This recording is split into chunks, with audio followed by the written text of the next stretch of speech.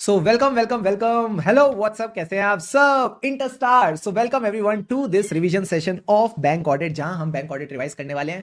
Sir, इस प्यारे chapter की अगर मैं बात करूं ना, बहुत ही आसान है, बहुत ही आसान है, बहुत ही मजेदार है, और इसकी वेटेज जो आपके एग्जाम में रहने वाली है वो लगभग 5 से 8 नंबर रहने वाली है। अभी जो जैन एग्जाम्स हुए, जैन 25 के एग्जाम्स, उसमें सर 8 मार्क्स का बैंक ऑडिट आया।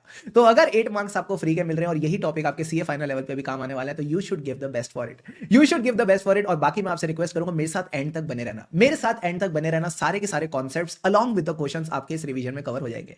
अभी तक अगर वीडियो को लाइक नहीं किया तो डू लाइक इट, अपनी अटेंडेंस जरूर लगा दे ताकि बाकी इंटर स्टूडेंट्स तक भी पहुंच पाए। एंड यस, सब्सक्रिप्शन का बटन दबा देना, सब्सक्राइब का बटन भी दबा देना, ताकि इस तरह की वीडियोस आप तक मिलती रहे। So without much ado, let's begin with this revision. और सर, मैं आपको रिवाइज कराऊंगा हमारे बुक्स से, that is the notes, question bank, और जो हम क्लास में बोर्ड नोट्स बनाते हैं। ये बोर्ड नोट्स अगर आपको एक्सेस करने तो आप हमारे टेलीग्राम चैनल पे जा सकते हो, वहां पे आपको डाउनलोड करने को मिल जाएंगे। So let's begin with the bank audit. सबसे पहला टॉपिक कहता है type of the banks. Sir, क्या क्या टाइप्स ऑफ बैंक्स अवेलेबल हैं? सबसे पहले कमर्शियल बैंक्स। कमर्शियल बैंक्स वही हैं जो आपके आसपास आपको दिखते हैं, एसबीआई, आईसीआईसीआई, एचडीएफसी, जिनका काम है डिपॉजिट एक्सेप्ट करना, एडवांसेस ग्रांट करना। अब सर, ये तो अर्बन बैंक्स हो गए। रूरल बैंक्स क्या होते हैं? इनको बोलते हैं आरआरबी, यानी रीजनल रूरल बैंक। ये कहां पे मिलेंगे? सर, रूरल एरियाज में। कौन सी कम्युनिटीज के साथ डील करते हैं? Rural communities. इनके नाम कैसे पहचानेंगे? इनके नाम में ना ग्रामीण आता है। क्या आता है सर? एकदम देसी फील आती है, ग्रामीण आता है। ग्रामीण यानी पंजाब ग्रामीण बैंक, त्रिपुरा ग्रामीण बैंक, इलाहाबाद ग्रामीण बैंक।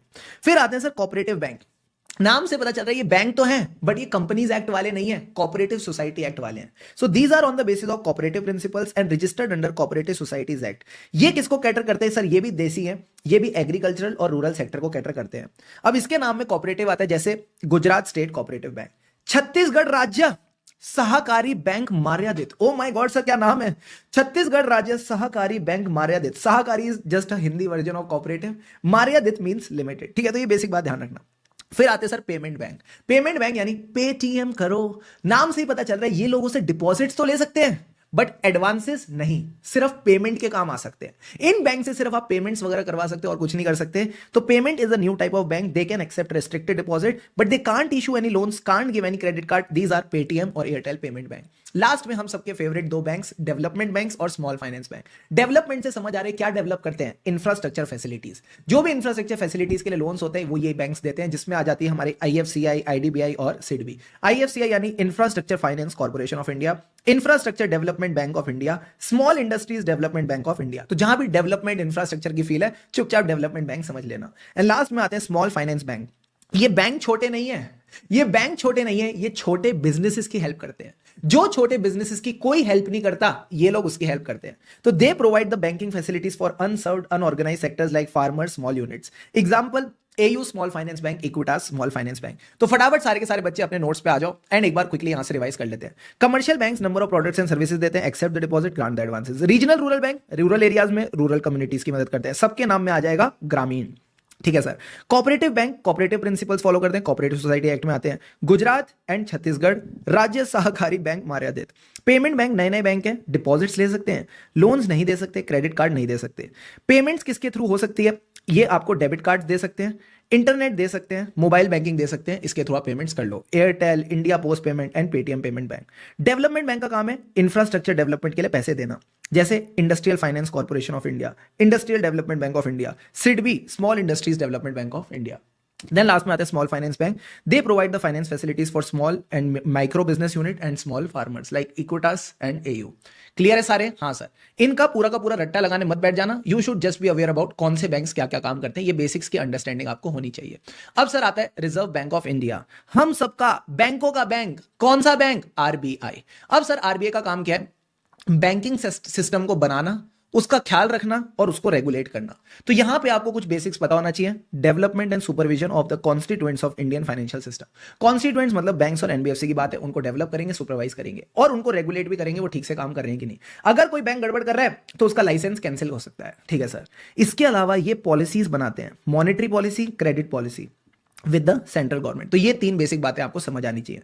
फिर सर आईसीआई हो सकता है 4-5 नंबर का क्वेश्चन पूछ ले, इंपॉर्टेंट फंक्शंस ऑफ आरबीआई। तो मुझे बताओ आरबीआई का बेस्ट फंक्शन क्या है? सर इसके पास नोट छापने की मशीन है। नोट छापने की मशीन यानी करेंसी, करेंसी को इशू भी करता है, रेगुलेट भी करता है कि जहां लगा 2000 के नोट ज्यादा हो रहे हैं, मेरे को लाके दो, मेरे को लाके दो, हम रखेंगे। तो आरबीआई क्या करता है? करेंसी इशू भी करता है, रेगुलेट भी करता है। इसके अलावा आरबीआई मतलब रिजर्व बैंक। सर ये किसका बैंक है? Banker to the government, banker to the banks. आपने बचपन में सीखा होगा it is the lender of the last resort.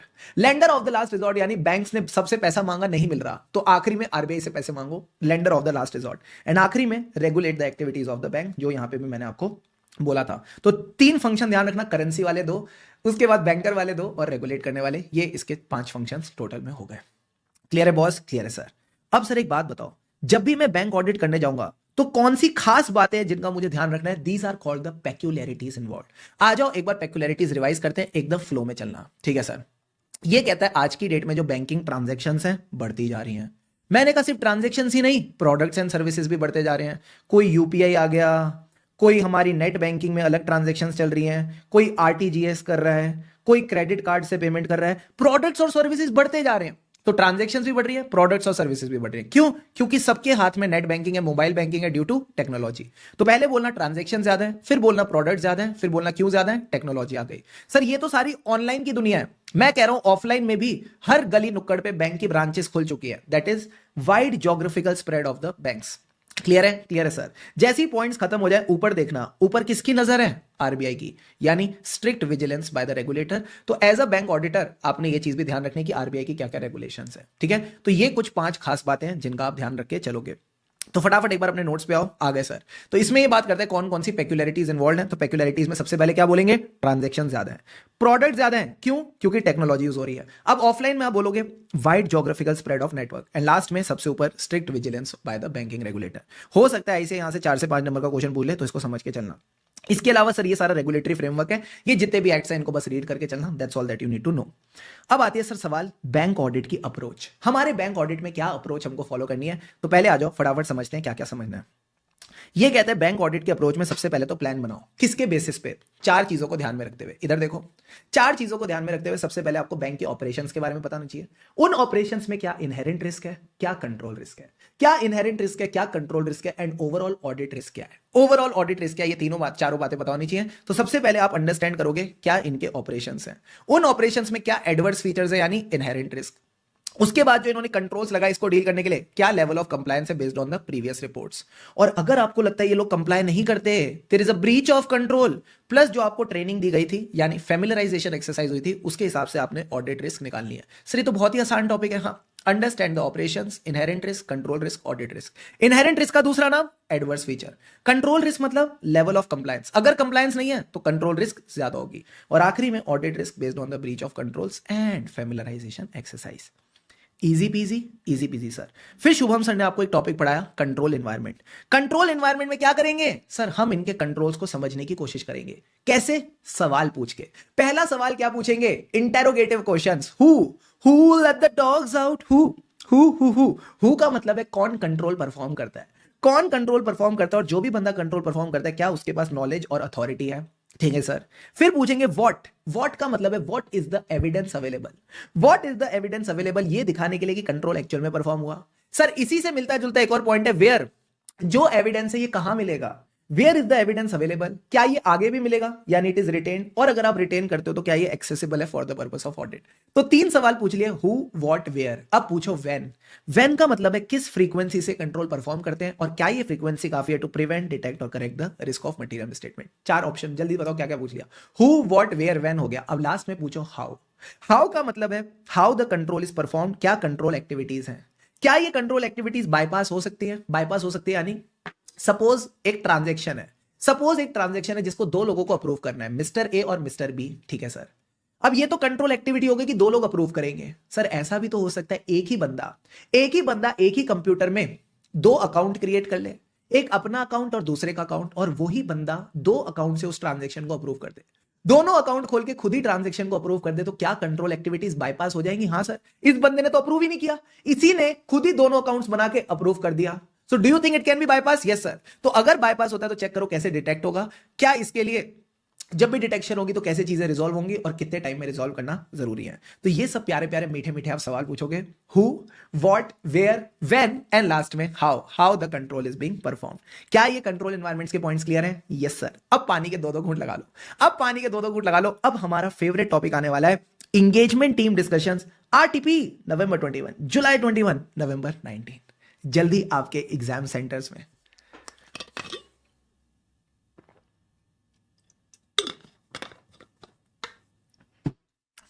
अच्छा, इससे पहले कि मैं ये टॉपिक स्टार्ट करूं कि एंगेजमेंट टीम में क्या डिस्कस होता है, आप मुझे बताओ सीए स्टूडेंट्स क्या डिस्कस करते हैं? पॉजिटिव बातें डिस्कस करते हैं, बड़े नेगेटिव नेगेटिव रहते हैं सर, बड़े नेगेटिव नेगेटिव रहते हैं। हाय आईसीआई का सिलेबस कितना ज्यादा, हाय ये क्वेश्चंस कितने सारे, हाय ये कैसे होगा, वो कैसे होगा, हाय हाय होए होए होए, यही चलता रहता है। हाँ सर, फिर टेंशन लेते रहते हैं, पहले पढ़ाई ठीक से नहीं करी अब क्या होगा, आगे पेपर टफ आया तो कैसे होगा, यानी हमेशा पास्ट और फ्यूचर की टेंशन लेते रहते हैं, हमेशा पास्ट और फ्यूचर की टेंशन लेते रहते हैं। तो मैंने कहा एंगेजमेंट टीम भी सीए स्टूडेंट से ही बनी है, एंगेजमेंट टीम भी सीए स्टूडेंट से ही बनी है, तो ये भी लोग कौन से मैटर डिस्कस करेंगे? टेंशन वाले, टेंशन वाले यानी एरर्स और फ्रॉड्स की बात करेंगे। ओ एरर्स कौन से वाले? अगेन पास्ट और फ्यूचर वाले, यानी errors identified in the prior year, errors which are likely to occur in the future, and frauds कौन से? What is the method of the fraud in the bank. जब इन्होंने एरर्स और frauds की बात की, फिर ये डिस्कस करेंगे हमारा क्या रिस्पॉन्स होना चाहिए, यानी audit response to the different types of risk, overall engagement risk, pervasive risk and if there is any specific risk, इन सबके लिए अपना रिस्पॉन्स डिसाइड करेंगे। कैसे रिस्पॉन्ड करना चाहिए? Bye maintaining professional scepticism. Professional scepticism मतलब सो जाओ नहीं सर, अलर्ट रहना है, हमें कहीं ना कहीं अलर्ट रहना है, अलर्ट फॉर द इंफॉर्मेशन और other condition that can indicate a material misstatement. तो आप इनकी अकाउंटिंग पॉलिसीज को समझ के चलो, तो सारे बच्चे एकदम फ्लो में चलना, मजा आ जाएगा। सबसे पहले किसकी बातें करेंगे? एरर्स और फ्रॉड्स, पास्ट और फ्यूचर वाले, ठीक है सर। फिर ये बात करेंगे about the auditors response to the EPS risk. EPS मतलब engagement, pervasive and specific risk. कैसे रिस्पॉन्ड करना है? बाय मेंटेनिंग प्रोफेशनल स्केप्टिसिज्म, मतलब अलर्ट फॉर द इंफॉर्मेशन और the conditions which can indicate material misstatement. क्या सब पॉइंट्स क्लियर हैं?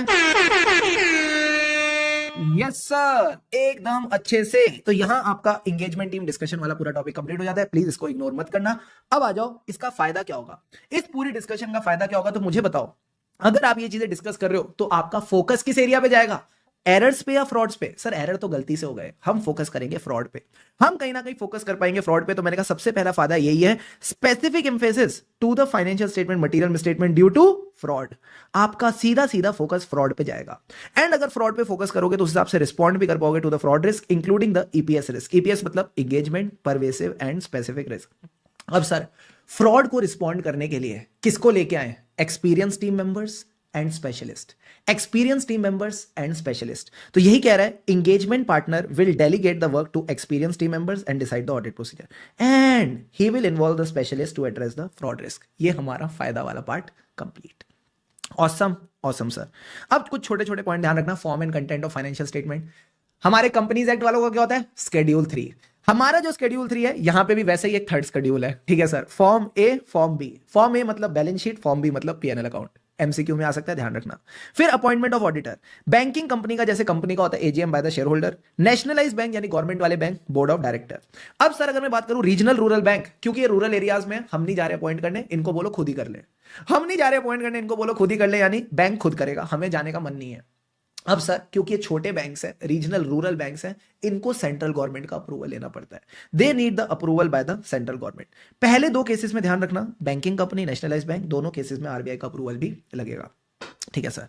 अब बात करते हैं रिम्यूनरेशन की। बैंकिंग कंपनी का वही जैसे कंपनी का होता है कि शेयर होल्डर्स डिसाइड करेंगे इन द एजीएम, या फिर एजीएम में डिसाइड होगा कि किस तरह से चीजें डिटरमाइन होनी चाहिए, ठीक है सर।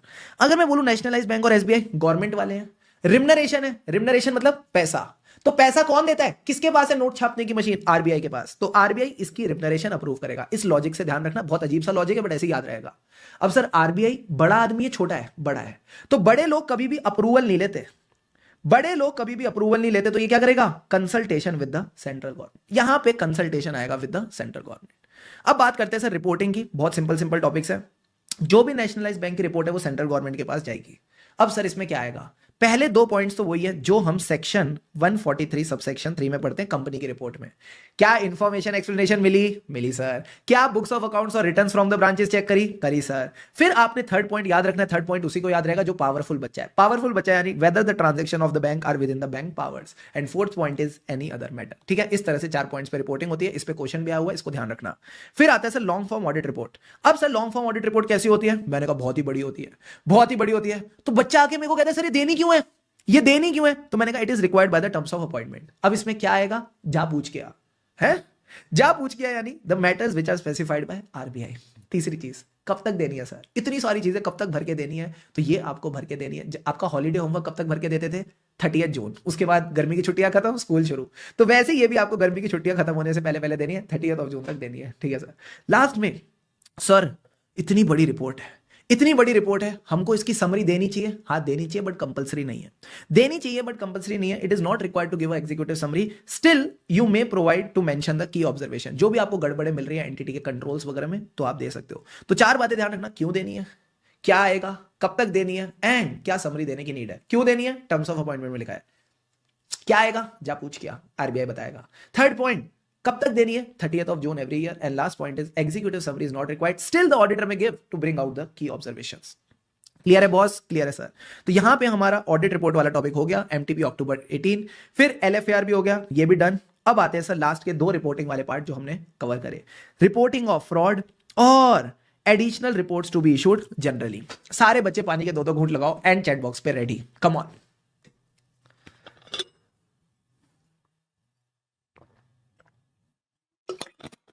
अब सर फ्रॉड की रिपोर्टिंग की बात करते हैं। दया कुछ तो गड़बड़ है, दया कुछ तो गड़बड़ है। अब सर सवाल आता है रिपोर्टिंग ऑफ फ्रॉड। अब बच्चे ने मेरे से फिर पूछा सर क्यों करें फ्रॉड की रिपोर्टिंग? आरबीआई के सर्कुलर में लिखा है, आरबीआई के सर्कुलर में लिखा है। अब ये आरबीआई का सर्कुलर किसके बेसिस पे आया? For implementing the recommendations by a committee on legal aspects, जिसको हम प्यार से बोलते हैं कोला, कोका कोला तू। अब ये कमेटी ने जो रिकमेंडेशन दिए किसको लेके दिए? Bank frauds, and this is applicable for all scheduled commercial banks except RRBs, यानी रीजनल रूरल बैंक। अब सर क्या करना है? मैंने कहा सिंपल है। अगर कोई भी अकाउंटिंग प्रोफेशनल जैसे कि चार्टर्ड अकाउंटेंट, इसको 3 चीजें मिलती है जिसमें से फ्रॉड की फील आ रही है। Anything which is susceptible to fraud, यानी फ्रॉड की फील आ रही है। क्यों आ रही है? क्योंकि आपको फ्रॉड की खुशबू भी आ रही है। खुशबू यानी you smell any foul play in any transaction, या आपको एक्चुअल में कोई फ्रॉडलेंट एक्टिविटी मिल गई तो आपने इसके बारे में रेगुलेटर को बताना, यानी आरबीआई। सर अगर नहीं बताया तो any deliberate failure will make you liable for action. So conclusion ये, report the above matters to RBI. अब सर एक बात बताओ, इससे कॉन्फिडेंशियलिटी की बैंड तो नहीं बजेगी? नहीं। एज पर एस 250 स्टैच्यू और law over rights the duty of confidentiality, यानी लॉ पहले आएगा, कॉन्फिडेंशियलिटी बाद में। फिर कहता है एस 240, ये चीज हमने overall objective of independent auditor and conduct of audit as per standard on auditing में पढ़ रखी है। हमारा ओवरऑल ऑब्जेक्टिव क्या है? रीजनेबल एश्योरेंस लेना that the financial statements are free from material misstatement whether due to fraud और error. तो ये तीनों बातों को ध्यान में रख के आपने आंसर फ्रेम करना है। एक बार फटाफट आ जाओ, नोट्स में से भी मैं कवर करा देता हूं। देखो क्या कहता है, ये कहता है आरबीआई ने एक सर्कुलर दिया, किसके लिए? For implementing the recommendation of Cola committee. Cola मतलब कमिटी ऑन लीगल एस्पेक्ट्स। ये सब बैंक्स पे एप्लीकेबल है एक्सेप्ट आरआरबी। ठीक है सर।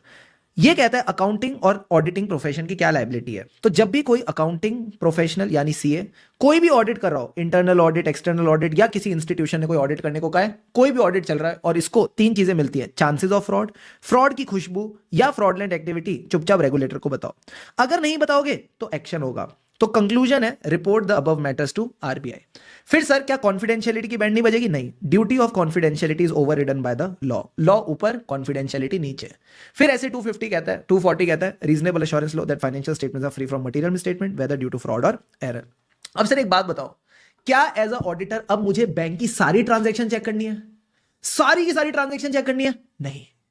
आपने नॉर्मली वैसे ही ऑडिट करना है जैसे करते हो नॉर्मल ड्यूरिंग द ऑडिट। अगर आपको कोई फ्रॉड वाली चीज मिलती है तो फिर आप आरबीआई को बताओगे अलॉन्ग विद द बैंक का जो भी हेड है, chairman, CEO, MD, whatever the person will be, उसको भी फिर साथ साथ बता देना। अब सर रिपोर्टिंग का लास्ट टॉपिक ये कहता है कि आपने मेन ऑडिट रिपोर्ट तो देनी है, उसके साथ साथ ये सारी रिपोर्ट्स भी देनी है। अब इसमें क्या क्या आएगा? सबसे पहले 143(3)(i) का आईसीएफआर। आईसीएफआर मतलब internal controls over financial reporting, ये देना पड़ेगा। एलएफएआर लॉन्ग फॉर्म ऑडिट रिपोर्ट, वही 30 जून वाली, ये भी देनी पड़ेगी। स्टैट्यूटरी लिक्विडिटी रेशियो, इस पे भी रिपोर्ट देनी पड़ेगी। ट्रेजरी ऑपरेशंस जो कैश, फॉरेक्स, डेरिवेटिव वाले होते हैं, इस पे भी रिपोर्ट देनी पड़ेगी। आईआरएसी नॉर्म्स, आईआरएसी मतलब income recognition, asset classification, provisioning, इनके ऊपर भी रिपोर्ट दो। अगर कोई फ्रॉड मिलता है यानी सीरियस इरेगुलरिटी, वो भी रिपोर्ट करो। अब सर दो कमिटीज है, Ghosh committee, Jilani committee. Ghosh committee fraud की बात करती है, जिलानी कमेटी इंटरनल कंट्रोल्स की बात करती है, ये भी रिपोर्ट करना पड़ेगा। प्लस अगर रूरल एरियाज में कोई भी bad credit to deposit ratios है, adverse credit to deposit ratio है, तो वो भी आपको रिपोर्ट करने पड़ेंगे। तो इस पे हो सकता है या तो डायरेक्ट क्वेश्चन आ जाए या फिर केस स्टडी बेस्ड एमसीक्यू आ जाए जिसमें आपसे ये सब रिपोर्ट्स पूछ लें। तो सर इन सबको ना याद रखना जरूरी है। तो एक छोटी सी टेक्निक मैंने आपके लिए बनाई है, सारे बच्चे बोलो मेरे साथ, पहले 3 पॉइंट्स तो राइमिंग राइमिंग करके हो जाएंगे, ठीक है? तो चुपचाप पहले बैठ जाओ, चुपचाप बैठ जाओ और तीनों पॉइंट्स राइमिंग राइमिंग रिकॉल करो। सर 3 पॉइंट्स क्या थे? आईसीएफआर, एलएफआर, एसएलआर, एकदम प्रेम पूर्वक तरीके से। आईसीएफआर, एलएफआर, एसएलआर, हो गए तीनों पॉइंट्स, हो गए सर।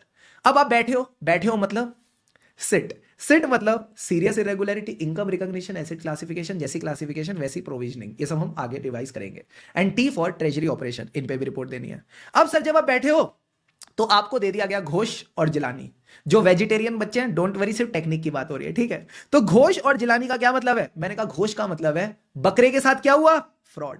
और जिलानी का मतलब है जिलानी जलजीरा, जिससे आपका पेट रहेगा कंट्रोल में। तो दो चीजें क्या हो गई सर? सबसे पहले घोष, घोष कमेटी। घोष कमेटी इसकी बात करती है, फ्रॉड की बात करती है, वेरी इजी। उसी के साथ हम याद रखेंगे जिलानी जलजीरा, जिलानी जलजीरा से पेट कंट्रोल में रहता है, यानी Jilani for control.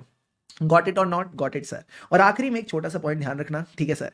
Adverse credit to deposit ratio. Adverse credit to deposit ratio in the urban areas.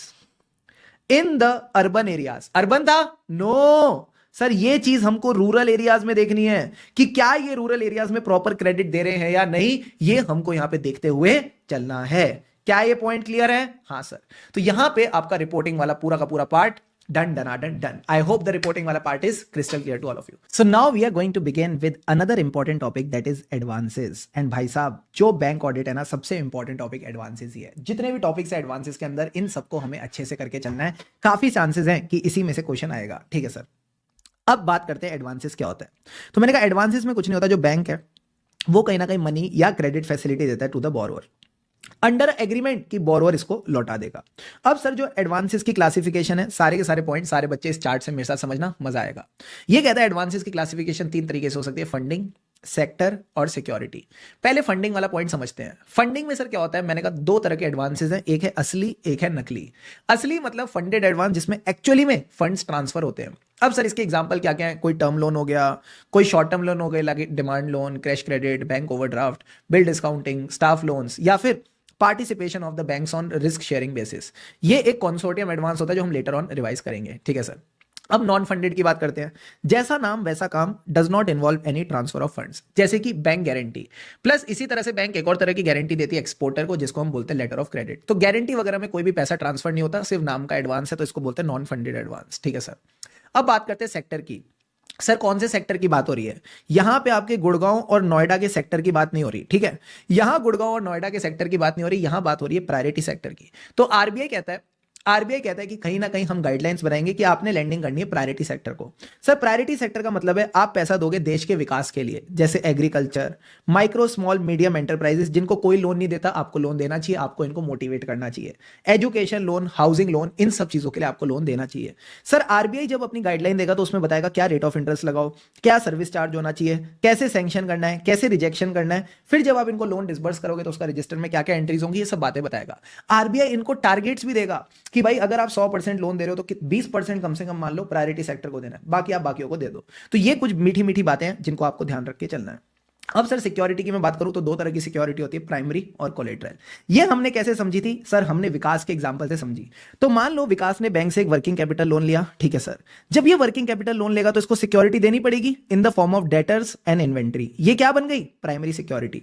अब सर जो बैंक का मैनेजर है वो रात को सो रहा था, अचानक बेचारे को टेंशन हुई कि अगर ये जो डेटर्स मैंने लिए एज अ सिक्योरिटी ये इंसॉल्वेंट हो गए तो, जो मैंने इन्वेंट्री ली है इसकी वैल्यू गिर गई तो इसने विकास को कॉल लगाया और बोला आप हमको एक और एडिशनल सिक्योरिटी दो, आप अपना घर भी हमारे पास गिरवी रखवाओ, घर मॉर्गेज कराओ। तो जो ये एडिशनल सिक्योरिटी है इसको कहते हैं कोलेटरल सिक्योरिटी। इसी को हम कहते हैं कोलेटरल सिक्योरिटी। तो यहां पे आपका मीनिंग कवर हो गया। टाइप्स ऑफ एडवांसेस में आप सारे बच्चे मेरे साथ रिवाइज कर लो वापस। Funded, non funded. फंडेड में एक्चुअल ट्रांसफर ऑफ फंड्स, ये इसके एग्जांपल। नॉन फंडेड में कोई भी ट्रांसफर ऑफ फंड्स नहीं होता। क्लासिफिकेशन की बात करूं तो सेक्टर वाइज और सिक्योरिटी वाइज। सेक्टर वाइज में प्रायोरिटी सेक्टर, इसमें सब चीजें कवर होती हैं, ये इनको टारगेट्स भी देते हैं। सिक्योरिटी में दो तरह की सिक्योरिटी है, प्राइमरी और collateral. Primary is the principal security, collateral is the additional security. अब ये कुछ एग्जांपल इनको रीड कर लेना। सर ये किस फॉर्म में हो सकता है? Tangible, intangible, movable, immovable. अब क्या क्या हो सकते हैं? एनी टाइप ऑफ सिक्योरिटी, जैसे कि आपकी बैलेंस शीट में क्या आती है? इमूवेबल प्रॉपर्टीज और current assets, goods, stocks, debtors और ट्रेड रिसीवेबल्स। इसके अलावा इन्वेस्टमेंट्स यानी स्टॉक एक्सचेंज की सिक्योरिटीज, अदर इंस्ट्रूमेंट। और सर और क्या क्या आता है? प्लांटेशंस वगैरह आती है। तो ये बेसिक चीजें हो गई। इसके अलावा गारंटी वाली जो चीजें होती हैं वो इसका पार्ट बन जाएंगी। प्लस अगर आपने कोई लाइफ इंश्योरेंस पॉलिसी गिरवी रखवाई, गोल्ड गिरवी रखवाया, तो ये सब सिक्योरिटीज आप दे सकते हो। अब आता है most important topic, mode of creation of security. सारे बच्चे पानी के दो दो घूंट लगाओ and then we will discuss about this topic, very very important from exam point of view. चलो,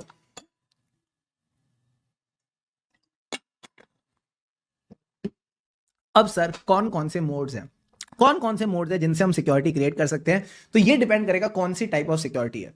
अगर मैं बात करूं immovable properties like land and building, तो लैंड एंड बिल्डिंग पतली होती है, मोटी होती है? सर मोटी होती है। मोटी होती है यानी इसको हम कहते हैं मोर्टगेज। अब मोर्टगेज दो तरीके का हो सकता है, रजिस्टर्ड और इक्विटेबल। रजिस्टर्ड मोर्टगेज यानी हम एक रजिस्टर्ड डीड बनाएंगे, एक रजिस्टर्ड डॉक्यूमेंट बनाएंगे। So it is affected by registered instrument called mortgage deed, जो कौन साइन करेगा? मोर्टगेजर यानी बोरोवर। इक्विटेबल में क्या होता है? कुछ नहीं, जो प्रॉपर्टी के पेपर है आप जाके उसको डिलीवर कर दो टू द बैंक, यानी title deeds given to the bank. Clear है पॉइंट? क्लियर है sir. Sir what about movable property like inventory? इसमें दो ऑप्शन है, या तो आप प्लेज कर दो या हाइपोथिकेशन। प्लेज मतलब आप इसको पकड़ा के आ गए, पकड़ा के आ गए यानी आपने क्या किया? बेलमेंट या delivery of the goods from the borrower to the bank. जो आपके पास इन्वेंट्री पड़ी थी वो आप सामने वाले को पकड़ा के आ गए। तो ऐसे याद रखना, P for pledge, P for पकड़ा के आना। अब सर एक बात बताओ, गुड्स की जो पोजेशन थी वो तो ट्रांसफर हुई है, क्या ओनरशिप भी ट्रांसफर होगी? No, ownership remains with the pledger. साथ ही साथ जो बैंक है उसका इंटरेस्ट किस में आएगा? जो गुड्स आपने डिलीवर करी सिर्फ उस तक उसका इंटरेस्ट सीमित रहेगा, बाकी गुड्स को वो देख भी नहीं सकता, बाकी एसेट्स को वो देख भी नहीं सकता। यानी he will get a defined interest that is a fixed charge limited to the goods that have been delivered. क्या ये बेसिक बेसिक बातें समझ आती हैं? हाँ सर। इसके अलावा आता है हाइपोथिकेशन। हाइपोथिकेशन में क्या है? मैंने कहा ना तो हम गुड्स डिलीवर करेंगे ना उसकी ओनरशिप ट्रांसफर करेंगे, तो क्या करेंगे? बस एक हाइपोथिकेशन एग्रीमेंट बना देंगे। तो जैसे ये फिक्स्ड चार्ज था, फिक्स्ड मतलब fixed to the goods that have been delivered, hypothecation is a equitable charge. Equitable charge यानी कोई एक्सप्रेस इनेक्टमेंट नहीं होगा। एक्सप्रेस इनेक्टमेंट मतलब कि गुड्स लेके गए, डिलीवर की, ऐसी कोई चीज नहीं होगी। It is by equity and reason. Equity मतलब सामने वाले को फील आनी चाहिए कि उसकी इन्वेंट्री में एक ओनरशिप है। रीजन क्यों? क्यों उसकी इन्वेंट्री में ओनरशिप है? क्योंकि उसने आपको लोन दिया है। तो ध्यान रखना, नो एक्सप्रेस इनेक्टमेंट, कोई गुड्स डिलीवर नहीं होगी। तो कैसे उसको फील आ रही है? By equity and reason. कहीं ना कहीं उसको ओनरशिप की फील आएगी क्योंकि उसने लोन दिया है।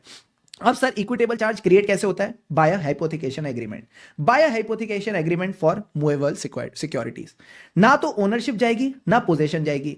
तो क्या होगा? मैंने कहा जो पोजेशन है वो बोरोवर रखेगा as a trustee of the bank. अब सर एक बात बताओ, अब एक बात बताओ, मैंने कहा क्या बात बताए? सर बैंक ने आपको इन्वेंट्री के बेसिस पे, डेटर्स के बेसिस पे पैसा दिया है, तो क्या मेरा कर्तव्य नहीं बनता, क्या मेरा कर्तव्य नहीं बनता एज अ बोरोवर कि मैं बैंक को अपडेटेड रखूं कि स्टॉक्स की ये वैल्यू चल रही है, डेटर्स की ये वैल्यू चल रही है? हाँ सर। तो ये कहते हैं कि आपको पीरियोडिकली, कहीं ना कहीं periodically which is generally quarterly, statements देने पड़ेंगे of the hypothecated assets to the bank for fixing the drawing power. तो जो भी वर्किंग कैपिटल लोन उसको फिक्स करना है उसके लिए आपको स्टॉक्स और डेटर्स के स्टेटमेंट सबमिट करते रहने पड़ेंगे। क्या आपको प्लेज और हाइपोथिकेशन क्लियर है? हाँ सर। लास्ट बार आ जाओ एक बार, ये तीनों के तीनों पॉइंट्स बुक से रिवाइज कर लेते हैं। मोर्टगेज किसके लिए होता है? मोटी मोटी इमूवेबल प्रॉपर्टी। ये दो तरीके का हो सकता है, रजिस्टर्ड और इक्विटेबल। रजिस्टर्ड यानी रजिस्टर्ड इंस्ट्रूमेंट बनेगा जिसको बोलते हैं मॉर्टगेज डीड, ठीक है सर। इक्विटेबल मतलब कोई डीड वीड नहीं बनेगी, सिर्फ हम अपनी टाइटल डीड देके आ जाएंगे। अब आता है प्लेज और हाइपोथिकेशन। ये किसके लिए? मूवेबल प्रॉपर्टीज के लिए। प्लेज में आप डिलीवरी करते हो of the goods, legal ownership आप ही के पास रहती है, ये ट्रांसफर नहीं होती, and this is a fixed charge. Hypothecation की बात करें, इक्विटेबल चार्ज यानी no express enactment just by equity and reason. कैसे क्रिएट होता है? थ्रू अ हाइपोथिकेशन एग्रीमेंट, ठीक है सर। ना तो ओनरशिप ट्रांसफर होगी ना पोजेशन। ऊपर वाले में पोजेशन होती थी, इसमें पोजेशन ट्रांसफर नहीं होगी। अब उसको कैसे बताएं क्या चल रहा है? पीरियोडिकली सबमिट करो स्टेटमेंट। क्या तीनों के तीनों पॉइंट्स क्लियर हो गए? हो गए सर, मजा आ गया। अब आओ मेरे साथ, अब आओ मेरे साथ, बाकी के 3 पॉइंट्स भी अच्छे से समझते हैं। सर एक बात बताओ, एक बात बताओ, अभी जब हम हाइपोथिकेशन कर रहे थे, तो जो हमारे डेटर्स थे वो हमारी बुक्स में ही पड़े हैं, उसके बेसिस पे लोन मिल रहा है। क्या ऐसा नहीं हो सकता मैं डेटर्स को बुक्स में से हटा दूं, और बैंक को बेच के आज ही पैसा ले लूं, तो इसको कहते हैं बिल डिस्काउंटिंग। तो इसको हमने अपने डेटर्स को बैंक को असाइन कर दिया, तो इसे कहते हैं असाइनमेंट मतलब ट्रांसफर ऑफ एग्जिस्टिंग और फ्यूचर डेट्स और राइट और property from the borrower to the bank. Sir existing मतलब आज का डेटर जो आज ड्यू है, फ्यूचर डेट मतलब ऐसी कौन सी डेट है जिसका पैसा मिलना ही मिलना है। सर लाइफ इंश्योरेंस पॉलिसी, आप अपनी लाइफ इंश्योरेंस पॉलिसी को भी ट्रांसफर कर सकते हो। अब ध्यान रहे, दो ही चीजें ट्रांसफर हो सकती है, that is the actionable claims. Actionable मतलब जहां पे आपको पैसा मिलना है, डेटर और लाइफ इंश्योरेंस पॉलिसी, ठीक है सर। सेकेंड थिंग, जब मैंने डेटर बैंक को दे दिए, जब मैंने लाइफ इंश्योरेंस पॉलिसी बैंक को दे दी, तो बैंक को कौन सी राइट मिलेगी, कंडीशनल राइट या एब्सोल्यूट राइट। सर इसको पूरा हक मिलेगा, इसको मिलेगी absolute right over the debt assigned. यानी मेरा डेटर उसका हो गया, आज से मेरा डेटर बैंक का हो गया। तो इस फील के साथ आपने चलना है, ठीक है। अब आ जाओ नेक्स्ट पॉइंट, अब बात करेंगे सेट ऑफ की। सर सेट ऑफ में क्या होता है, मैंने कहा बड़ा सिंपल है, एक है बैंक और एक है इसका कस्टमर टोनी कक्कड़। अब सर टोनी कक्कड़ ने बैंक से एक एडवांस ले रखा है 2 करोड़ रुपए का, ठीक है सर। साथ ही साथ इसने बैंक में अभी भी डिपॉजिट करा रखे हैं, 50 लाख का क्रेडिट बैलेंस है। तो क्या बैंक ये डेबिट और क्रेडिट बैलेंस को सेट ऑफ कर सकता है? सर हाँ कर सकता है, कोई दिक्कत की बात नहीं है। तो ये कहता है S for set of is S for statutory right, S for set of is S for statutory right of the creditor to adjust the debit and credit balance of the debtor। But ध्यान रहे, they should be in the same name and the same right।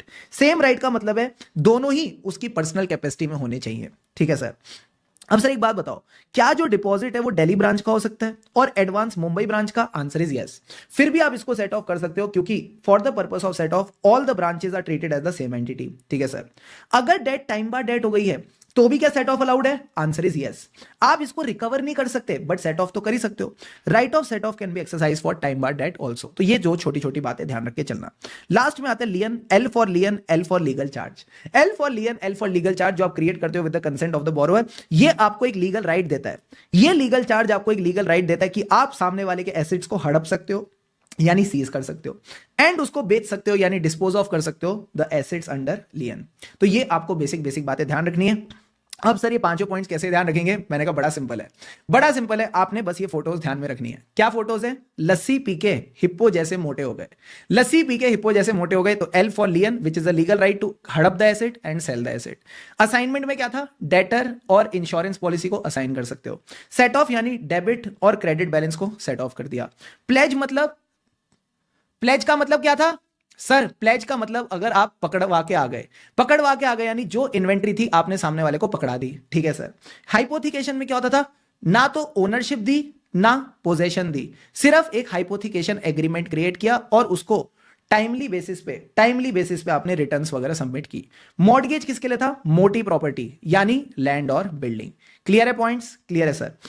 अब सारे बच्चे मुझे एक बात बताओ, security create कर ली? हाँ सर। फिर भी कभी कभार ऐसा होता है एडवांस का जो पैसा होता है उसकी जो इंस्टॉलमेंट है वो टाइम पे नहीं आती। तो अगर वो टाइम पे नहीं आती तो आपको उसकी क्लासिफिकेशन देखनी पड़ेगी और क्लासिफिकेशन के हिसाब से डिसाइड करने पड़ेगा कितना प्रोविजन क्रिएट होगा। तो मेरे साथ आ जाओ, नेक्स्ट टॉपिक पे बढ़ते हैं। सर क्लासिफिकेशन एंड प्रोविजनिंग, ध्यान से समझना, बड़ा मजा आएगा। ये कहता है ये है ड्यू डेट। तो अगर ड्यू डेट तक पैसा आ रहा है, ड्यू डेट से पहले पैसा आ रहा है तो it is a standard regular asset. अगर ड्यू डेट निकल गई तो ड्यू डेट से लेकर 90 डेज तक ये स्टैंडर्ड लोन रहेगा, जिसको आप 3 कैटेगरीज में डाल सकते हो, SMA 0, SMA 1, SMA 2। अभी ये क्या होता है ध्यान से वेट करना, बताता हूं। अब सर 90 डेज निकल गए, अगर 90 डेज निकल गए तो फिर एनपीए का गेम शुरू हो गया। हम इस एसेट को बोल देंगे नॉन परफॉर्मिंग एसेट। अब सर जो एनपीए बन जाता है वो 1 साल तक किस कैटेगरी में रहता है? सब स्टैंडर्ड में। 1 साल के बाद किस कैटेगरी में रहता है? डाउटफुल कैटेगरी में। और डाउटफुल से भी जब आप उम्मीद छोड़ देते हो तो फिर ये लॉस एसेट की कैटेगरी में आ जाता है। क्या ये बेसिक बात समझ आती है? आती है सर। अब सर SMA 0, 1, 2 में क्या फर्क है ध्यान से समझना। जो भी अकाउंट ओवरड्यू होता है for you can say 0 to 30 days, ये जाएगा SMA 0 में। जो 31 to 60 डेज है SMA 1, 61 to 90 डेज है SMA 2। 90 डेज के बाद जाएगा सब स्टैंडर्ड में और 1 साल तक वहां पे पड़ा रहेगा। जब इसने सब स्टैंडर्ड का 1 साल निकाल लिया फिर किस कैटेगरी में जाएगा? डाउटफुल की 3 categories D1, D2, D3। D1 मतलब doubtful up to 1 year, 1 to 3 year, more than 3 year. ये सब कैटेगरीज जानना जरूरी क्यों है? क्योंकि इसी के बेसिस पे हम प्रोविजन बनाएंगे और आखिरी में जब उम्मीद छोड़ दी तो लॉस एसेट में जाएगा। क्या आपको पूरी की पूरी टाइमलाइन क्लियर है? क्लियर है सर। अब ओवर ड्यू का मतलब होता है not paid on the due date. अगर आपने ड्यू डेट पे पेमेंट नहीं करी तो दैट इज ओवर ड्यू। अब सर एनपीए कैसे बनता है? मैंने कहा बड़ा सिंपल है। अगर ये लॉन्ग टर्म लोन है और बिल डिस्काउंटेड तो यहां तो नॉर्मल केस है, over due for more than 90 days, over due for more than 90 days, ठीक है सर। बट अगर शॉर्ट टर्म लोन है दैट इज अ ओवरड्राफ्ट और कैश क्रेडिट फैसिलिटी, तो ये एनपीए बनेगा जब ये हो जाता है ओ का मतलब है आउट ऑफ ऑर्डर। अब सर आउट ऑफ ऑर्डर कब होता है? 3 केसेस में। अगर आपका balance more than the limit है, मोर देन द लिमिट यानी सैंक्शन लिमिट और ड्राइंग पावर, और या फिर आपका balance within the limit है but there are no credits for 90 days on the balance sheet date, ठीक है सर। या थर्ड केस, क्रेडिट्स हैं बट काफी नहीं है। सारे बच्चे बोलो मेरे साथ, क्रेडिट्स हैं बट काफी नहीं है। तो अगर क्रेडिट्स हैं बट काफी नहीं है to meet the interest debited during the same period, तो इस केस में भी क्या होगा? इस केस में भी आप आउट ऑफ ऑर्डर बोलोगे। तो 3 बातें ध्यान रखना, लिमिट से ज्यादा, लिमिट के अंदर but no credit for 90 days. Third case क्या था सर? थर्ड केस ये था क्रेडिट्स हैं बट काफी नहीं है to meet the interest debited during the same period. Sir ये क्या मतलब है interest debited during the same period? तो सपोज बैंक ने इंटरेस्ट डेबिट कर रखा है 5 लाख, बट आपने एज अ बोरोवर सिर्फ 2 लाख रुपए पे किया है, तो क्या ये इनफ है to meet the interest debited? No sir, this is not enough. क्या हमने इस पे एक अच्छा क्वेश्चन किया था सर। तो जस्ट वेट अ मिनट, मैं दिखाता हूं। सारे बच्चे आ जाओ मेरे साथ क्वेश्चन नंबर 19 पे। क्वेश्चन नंबर 19 कहता है एक नेशनल बैंक है जिसने कैश क्रेडिट फैसिलिटी दे रखी है। कैश क्रेडिट फैसिलिटी यानी ये शॉर्ट टर्म लोन हो गया, ठीक है सर। ये जो शॉर्ट टर्म लोन है कितने का है? 25 लाख रुपए की कैश क्रेडिट फैसिलिटी दे दी, ठीक है sir. Following is the extract of the account of Sun Industries, जिसने यहां पे बैंक से लोन वगैरह ले रखे हैं 1 दिसंबर से लेकर 31 मार्च, ये इन्होंने अकाउंट दे दिया। ड्रॉइंग पावर जो कैलकुलेट हुई थी वो 25 लाख रुपए है and account is classified as standard asset. इन्होंने अकाउंट को क्या क्लासिफाई कर रखा है? स्टैंडर्ड एसेट कैलकुलेट कर रखा है। तो सारे बच्चे मुझे एक बात बताना, दिल पे हाथ रख के, कैश क्रेडिट फैसिलिटी कितने की है सर? 25 लाख की। यहां पे सैंक्शन लिमिट नहीं दे रखी तो हम इसी को सैंक्शन लिमिट मान लेते हैं, ठीक है सर। जो ड्रॉइंग पावर है, ड्रॉइंग पावर कितनी है? मैंने कहा ड्रॉइंग पावर भी 25 लाख है। यहां पे आउटस्टैंडिंग बैलेंस कितना है sir? The outstanding balance that they have calculated here is 24,75,000। कहीं ना कहीं 24,75,000 का बैलेंस दे रखा है। तो क्या मैं बोल दूं जो बैलेंस है वो तो लिमिट के अंदर ही है? जो बैलेंस है वो लिमिट के अंदर ही है। हाँ सर, बैलेंस लिमिट के अंदर ही आ रहा है। इसके बाद सेकंड केस क्या था? No credits, no credits for 90 days. तो क्या मैं बोलूं यहां पे कोई भी क्रेडिट्स नहीं है? हाँ सर। कब से लेके 31 दिसंबर से लेके 31 मार्च तक। सो कैन आई से 90 डेज के लिए, 90 डेज के लिए देयर आर नो क्रेडिट्स। तो कौन सी कंडीशन में फंस गया सर? ये वाली कंडीशन, ये वाली कंडीशन में फंस गया। सबसे पहले ये शॉर्ट टर्म लोन है and there are no credits for 90 days on the balance sheet date, तो that's why it is out of order. That's why it is out of order. तो इसी तरह से आपने अपना आंसर लिखना है। ये पूछता है कि इन्होंने स्टैंडर्ड एसेट क्लासिफाई किया, तो एसेट क्लासिफिकेशन पे कमेंट करो। तो कैसे कमेंट करेंगे? आप बोलोगे आउट ऑफ ऑर्डर है। क्यों? 3 कंडीशंस होती हैं, तीनों में से कोई भी मीट हो गई तो आउट ऑफ ऑर्डर होगा। Outstanding balance is more than the limit, और outstanding balance is less than the limit but no credits for 90 days on the balance sheet date, या फिर क्रेडिट्स हैं बट काफी नहीं है to meet the interest debited. तो आप सीधा बोलोगे नो क्रेडिट्स फॉर 90 डेज। तो हम इसको एनपीए बनाएंगे, और एनपीए सबसे पहले कौन सी कैटेगरी में जाके बैठता है?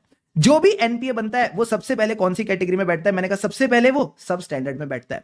तो आप भी अपने आंसर में लिखोगे this will become a part of सब स्टैंडर्ड एसेट। इसी से मिलता जुलता एक और क्वेश्चन आईसीआई ने पूछा सितंबर 24 में, तो ये एक बार आप देख लो। इसमें बस इतना दे रखा है, सैंक्शन लिमिट है 25 करोड़, ड्रॉइंग पावर है 22 से 25 करोड़ के बीच में। कितनी लिमिट हमने अवेल करी? 20 करोड़। तो क्या मैं बोल दूं आउटस्टैंडिंग बैलेंस इससे भी कम है, ड्रॉइंग पावर से भी कम है, ठीक है सर। कंपनी ने कोई पैसा नहीं दे रखा, no credits for last 2 quarters. 2 quarters का मतलब होता है 6 महीने, यानी 90 डेज से कोई क्रेडिट नहीं है। तो अगेन सेम क्वेश्चन है, कंडीशन लिखी और आपने बोलना है ये किस में जाएगा? अरे किस में जाएगा बाबू? सर ये जाएगा एनपीए में, और हम इसको सब स्टैंडर्ड की कैटेगरी में डाल देंगे। Deal done? Done sir. तो यही की यही बात यहां पे दे रखी है। ये बातें मैंने आपको ऑलरेडी कवर करा दी। एग्जांपल एक बार रीड कर लेना। अब सारे बच्चे आ जाओ मेरे साथ, प्रोविजनिंग की बात करते हैं। अच्छा, प्रोविजनिंग से पहले क्या शुभम सर ने आपको सैंक्शन लिमिट और ड्राइंग पावर का कॉन्सेप्ट पढ़ाया था? हाँ सर। आ जाओ एक बार उसको भी रिवाइज करते, फिर उसका क्वेश्चन भी करेंगे। इधर देखो, सैंक्शन लिमिट और ड्राइंग पावर में क्या फर्क है sir? Sanction limit is the overall limit, यानी शॉर्ट टर्म लोन हो, लॉन्ग टर्म लोन हो, जितने भी लोन एक बैंक दे सकता है आपको, उसकी total limit is the sanction limit, ठीक है सर। बट जब मैं ड्राइंग पावर की बात करता हूं ना, ये आपकी वर्किंग कैपिटल नीड्स के लिए है, यानी it is calculated on the basis of current assets minus current liability. अब इसको कैसे कैलकुलेट करते हैं, फोकस करना। करंट एसेट्स यानी सबसे पहले स्टॉक्स की वैल्यू लो कि हमें स्टॉक्स के लिए कितने पैसे की जरूरत है। तो तो आपने स्टॉक्स की रियलाइजेबल वैल्यू ली। अब इसमें से कितना स्टॉक्स ऐसा है जो आपको क्रेडिट पे मिल जाएगा, वो माइनस करो, तो समझ आएगा स्टॉक्स के लिए कितना पैसा चाहिए। इसमें से बैंक अपना मार्जिन माइनस करेगा तो आपको स्टॉक्स की वैल्यू निकल गई। ठीक है सर। इसी तरह डेटर्स की वैल्यू निकालो, इसमें से इनएलिजिबल डेटर माइनस करो, मार्जिन माइनस करो, तो आपके पास डेटर्स की वैल्यू आ जाएगी। जो इसका टोटल है, ध्यान रहे, it should be restricted to the sanction limit. यानी अगर ड्राइंग पावर की कैलकुलेशन आई है 50 लाख, सैंक्शन लिमिट है 45 लाख, तो हमारी ड्राइंग पावर 45 लाख से आएगी फाइनल आंसर में। बात समझ आ रही है? आ रही है सर। अब सारे बच्चे अपने क्वेश्चन बैंक पे आओ and come to drawing power का टेस्ट योर अंडरस्टैंडिंग वाला क्वेश्चन। देखो क्या कहता है। आ गए आ गए आ गए आ गए सर। तो मैंने कहा यहां पे देखा CAP is conducting the stock audit of a borrower जिसकी कैश क्रेडिट फैसिलिटी है 100 लाख रुपए की। ठीक है sir. Cash credit facility against the security of paid stocks and debtors up to 90 days. Margin 25% है स्टॉक्स में, 40% है डेटर्स में, और इन्होंने आपको ये इन्फॉर्मेशन दे रखी है। तो कहता है कि इन्होंने 82.5 लाख की जो ड्राइंग पावर निकाली है सही है कि नहीं। तो सबसे पहले वैल्यू ऑफ स्टॉक्स क्या लेंगे, 125 लाख ले ली। अब इसमें से कुछ डैमेज स्टॉक है, तो क्या डैमेज स्टॉक इसका पार्ट बनेगा? नहीं, उसको माइनस किया तो टोटल आ गया 120 लाख। अब जो 120 लाख है इसमें से कुछ पैसा क्रेडिट पे मिला है, तो जो क्रेडिटर है 50 लाख के वो भी माइनस होंगे। तो अब आ गया 70 लाख। 70 में से मार्जिन काटा 25%, दैट इज 17.5, 52.5 आ गई ड्राइंग पावर ए। सर ये मार्जिन कहां से निकाला 25%? क्वेश्चन में देखा था 25% का मार्जिन है ऑन द स्टॉक्स। तो पहले हमारे पास ए की वैल्यू आ गई 52.5। अब ले लो डेटर्स। डेटर्स कितने दे रखे हैं? 50 लाख। अब हमें डेटर्स कौन से लेने हैं? Which are up to 90 days, यानी जो भी डेटर्स है एक्सीडिंग 90 डेज ये माइनस हो जाएंगे। हाँ सर। तो 50 लाख में से 10 लाख गया, 40 लाख। इसमें से भी मार्जिन माइनस किया 16 लाख, तो आ गया 24। तो जैसे ही मैंने 24 और 52.5 को ऐड किया, टोटल आ गया 76.5 लाख। टोटल आ गया 76.5 लाख। तो आप बोलोगे जो CAP ने 82.5 निकाला, दिस इज नॉट प्रॉपर, 76.5 आना चाहिए। क्या ड्राइंग पावर पे एक क्वेश्चन और करा दूं? क्या ड्राइंग पावर पे एक क्वेश्चन और करा दूं? करा दो सर। तो just give me a moment, आ जाओ मेरे साथ, ड्राइंग पावर का एक और क्वेश्चन रिवाइज कर लेते हैं। RTP सितंबर 24 ये कहता है compute the drawing power of cash credit account of Kripa limited for the month of March 2024 with the following information. सबसे पहले क्या उठाएंगे? स्टॉक्स 60,000 के। अब यहां पे कुछ भी डैमेज स्टॉक नहीं दे रखे, तो इसमें से सीधा क्रेडिटर माइनस कर दो 10,000। 60 में से 10,000 गया तो कितना आ गया? 50,000। 50,000 में से अब सीधा क्या माइनस करेंगे? मार्जिन। मार्जिन कितना है? 30%। तो 50,000 में से 30% यानी 15,000 गया तो कितना आ गया? 35,000। तो ये आ गया 35,000 स्टॉक के अमाउंट। Very very good. अब इसके बाद आते हैं डेटर्स। डेटर में ये कहता है कि हमें जो डेटर्स हैं, debtors older than 3 months, these are ineligible. तो यहां पे कहता है डेटर्स है 55,000 के, जिसमें से 15,000 वाले ऐसे डेटर है जिनका इनवॉइस 20 अक्टूबर का है। सर 20 अक्टूबर का यानी क्या मैं बोल दूं ये पुराने वाले हो गए? हाँ सर, दीज आर पुराने वाले। तो 55,000 में से अगर आपने 15,000 माइनस किए तो कितना आ गया? 40,000। ठीक है सर। अब 40,000 में से आपको अगेन मार्जिन माइनस करना पड़ेगा 40%। तो 40,000 में से 40% माइनस करो, यानी सीधा 40,000 का 60% ले लो। ये कितना आ गया? 24,000। तो हमने यहां पे ले लिया 24,000। तो 35 प्लस 24 हो गया 59,000। अब सर सैंक्शन लिमिट कितनी रखी है? 48। तो आप बोलोगे 59,000 नहीं लेंगे, सैंक्शन लिमिट इज 48,000, तो it will be restricted to 48,000। हम इसको 48,000 पे रिस्ट्रिक्ट करके चलेंगे। अब इसके बाद शुभम सर ने कौन सा कॉन्सेप्ट पढ़ाया था? प्रोविजनिंग का। फिर हमने प्रोविजनिंग का कॉन्सेप्ट डिस्कस किया था। प्रोविजनिंग बड़ी सिंपल है। प्रोविजनिंग की लिमिट्स क्या है? 15, 25, 40। 15, 25, 40 यानी एनपीएस में सबसे पहले एनपीए कौन सा आता है? सबस्टैंडर्ड 15%। फिर कौन सा आता है? D1, D2, D3। D1, D2, D3 में जो D1 है उसका 25%, D2 का कितना है? 40%, D3 का 100%, लॉस एसेट का 100%, और अगर डाउटफुल में अनसिक्योर्ड है, अगर डाउटफुल में अनसिक्योर्ड है तो यहां पे भी 100% आएगा। तो आपको बस 3 लिमिट्स ध्यान रखनी है, 15, 25, 40, सबस्टैंडर्ड D1 और D2 अगर ये सिक्योर्ड है, और इसके अलावा जो भी हैं सबके सब 100%। मतलब अगर doubtful unsecured 100%, doubtful D3 100%, and loss asset सब पे 100% क्रिएट होगा। इसका हमने कौन सा क्वेश्चन किया था sir? Question number 32।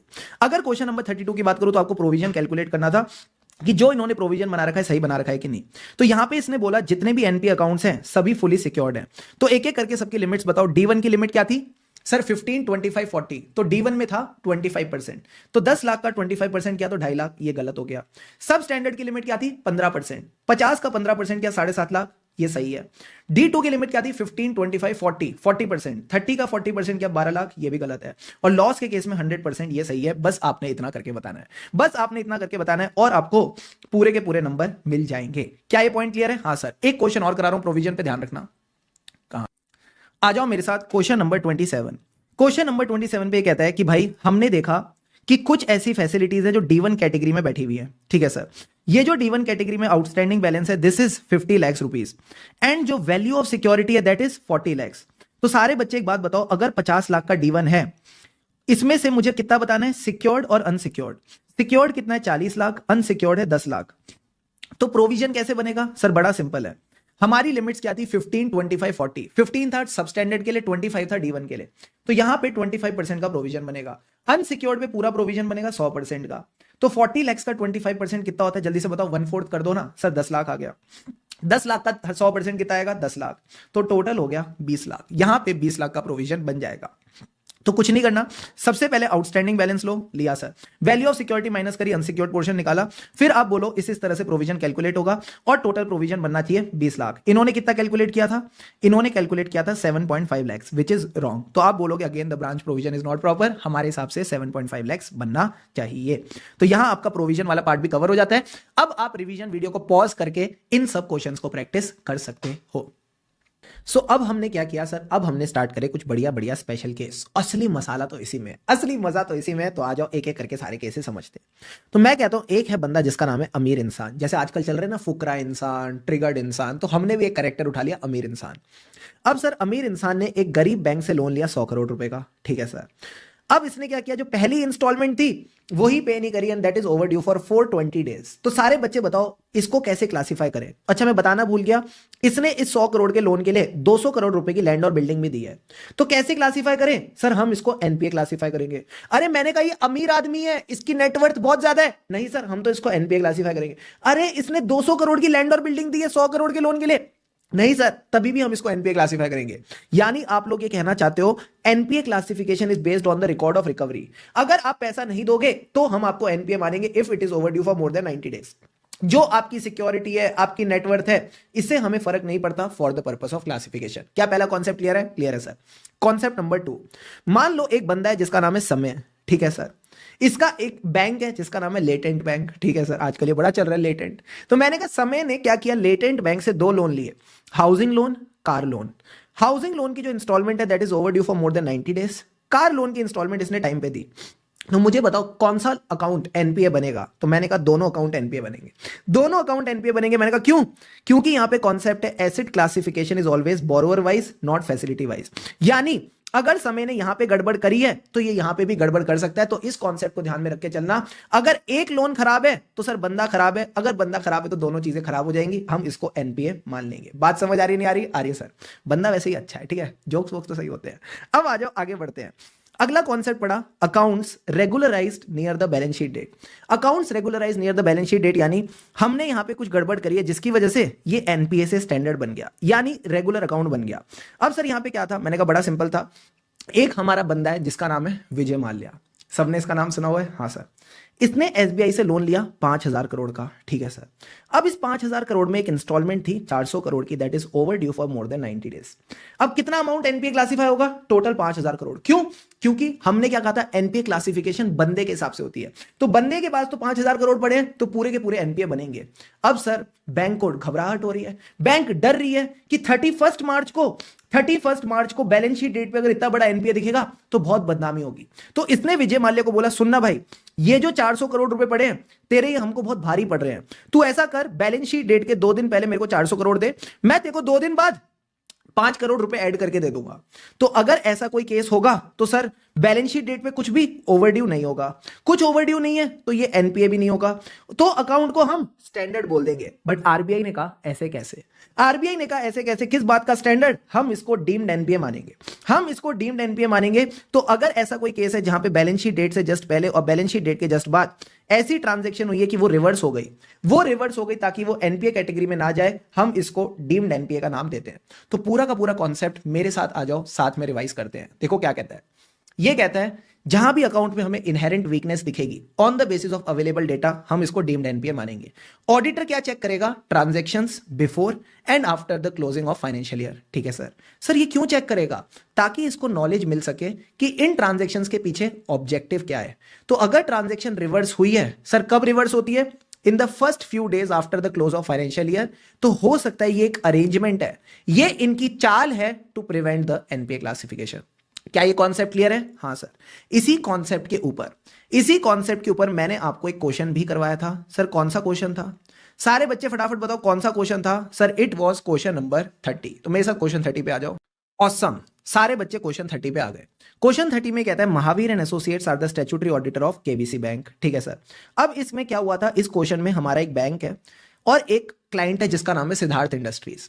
Siddharth industries ने बैंक से 50 लाख रुपए ले रखे थे, 50 लाख रुपए आउटस्टैंडिंग थे।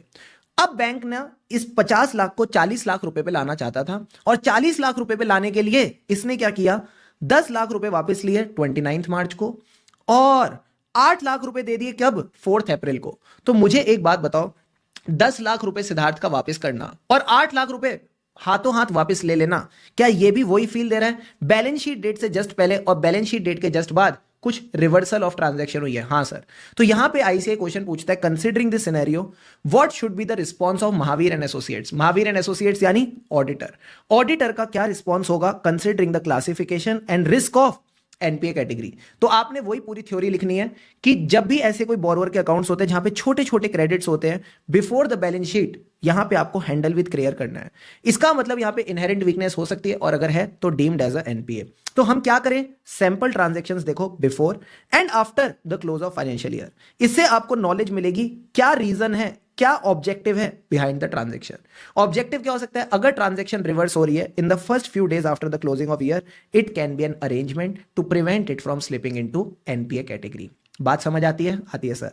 फिर आपने फैक्ट्स ऑफ द केस लिखने हैं and conclusion is very simple. अगर आपको लगता है there was a attempt to prevent it from slipping into NPA category, if the answer is yes, it should be classified as a NPA. हम इसको deemed NPA मान लेंगे। बहुत पुराना क्वेश्चन है, एमटीपी1 जैन 25 का। ठीक है, तो इसको हल्के में ले सकते हैं।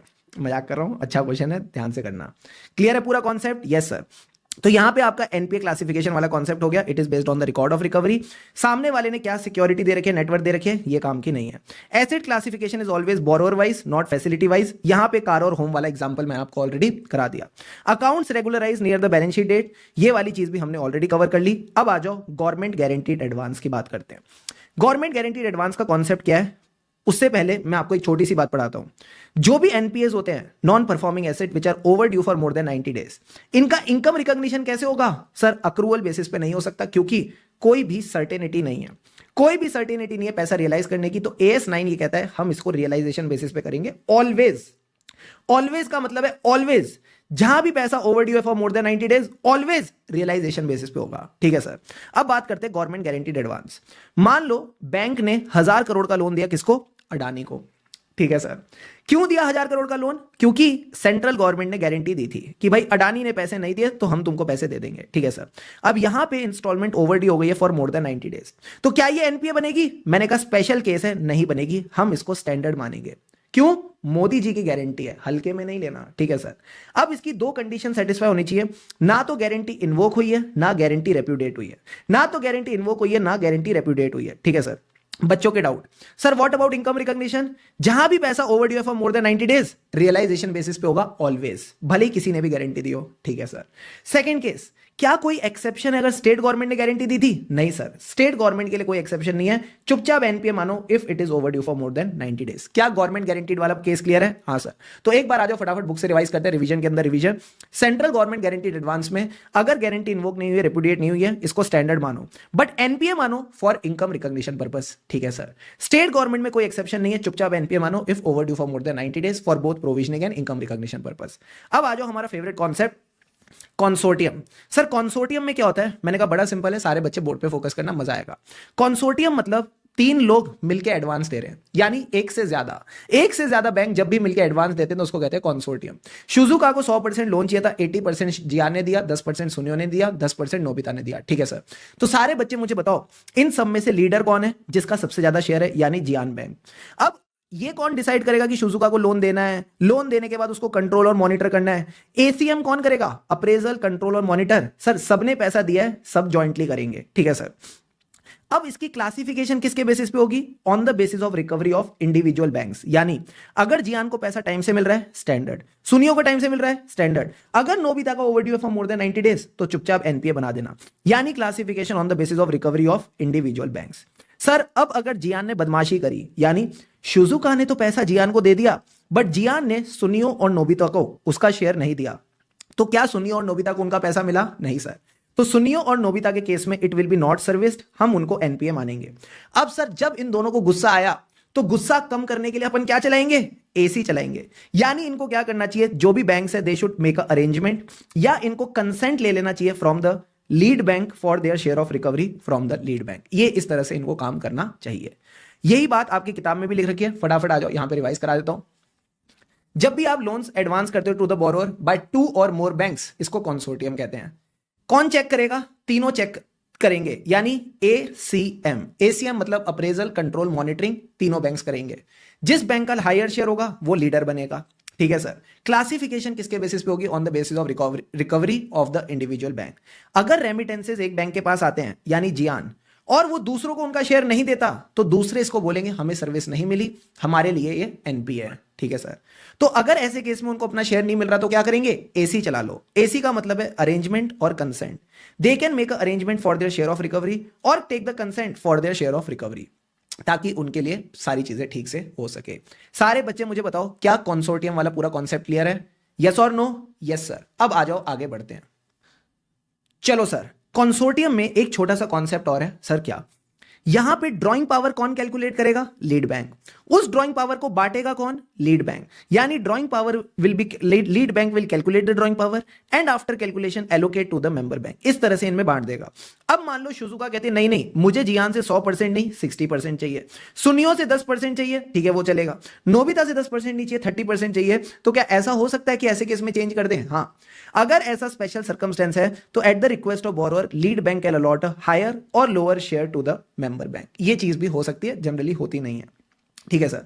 अब सर एक और स्पेशल केस, मान लो एक बंदा है जिसने बैंक से लोन लिया, इसने सिक्योरिटी के नाम पे कुछ 4 स्पेशल सिक्योरिटी दी, एफडी, नेशनल सेविंग सर्टिफिकेट, किसान विकास पत्र, इंदिरा विकास पत्र।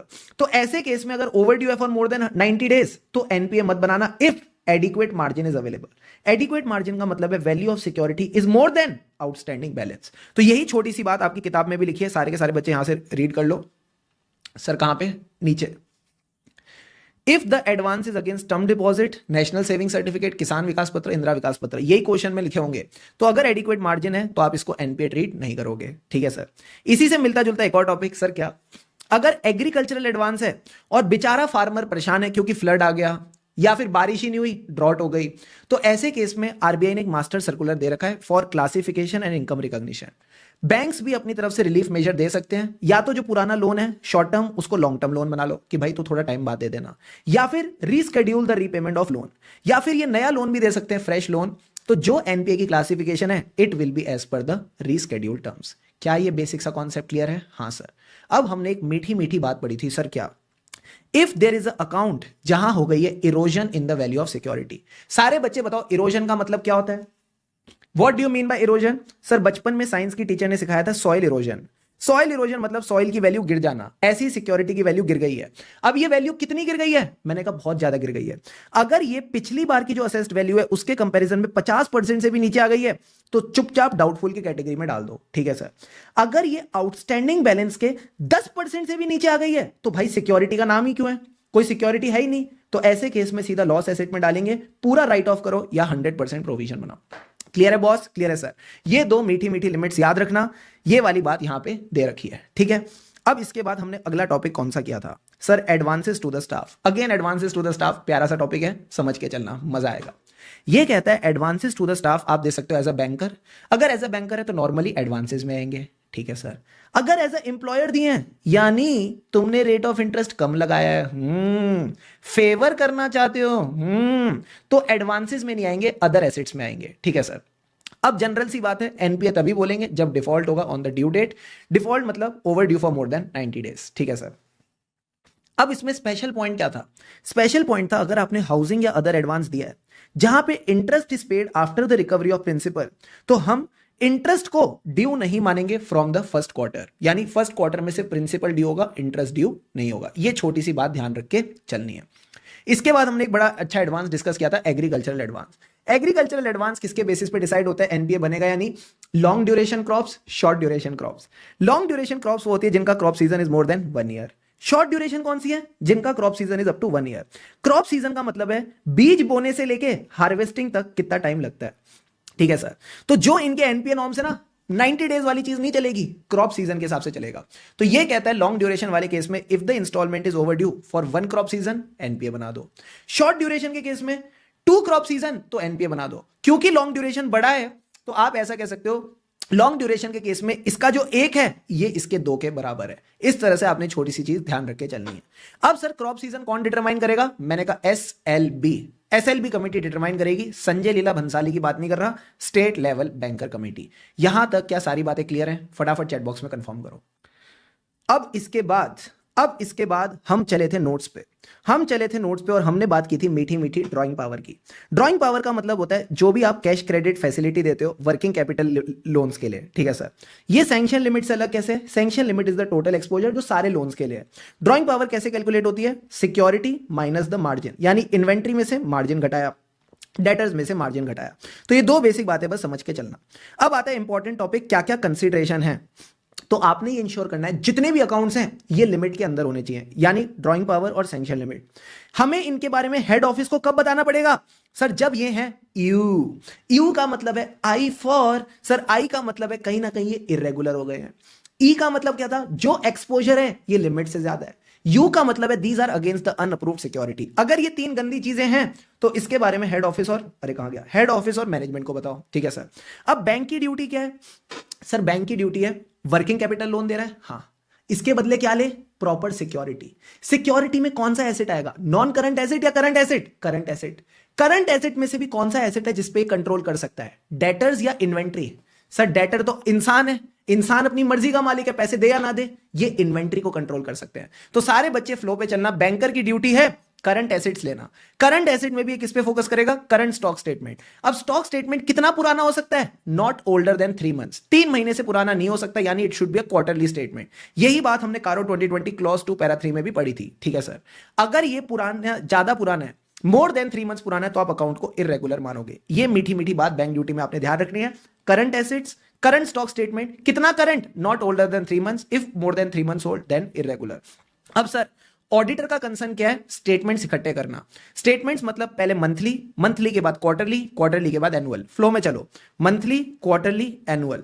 मंथली मतलब मंथली स्टॉक स्टेटमेंट उस महीने का जिसके बोरोअर के ऑडिटेड अकाउंट्स अवेलेबल है, ठीक है सर, ताकि आप देख सको अकाउंट्स और स्टेटमेंट्स में कोई डेविएशन तो नहीं।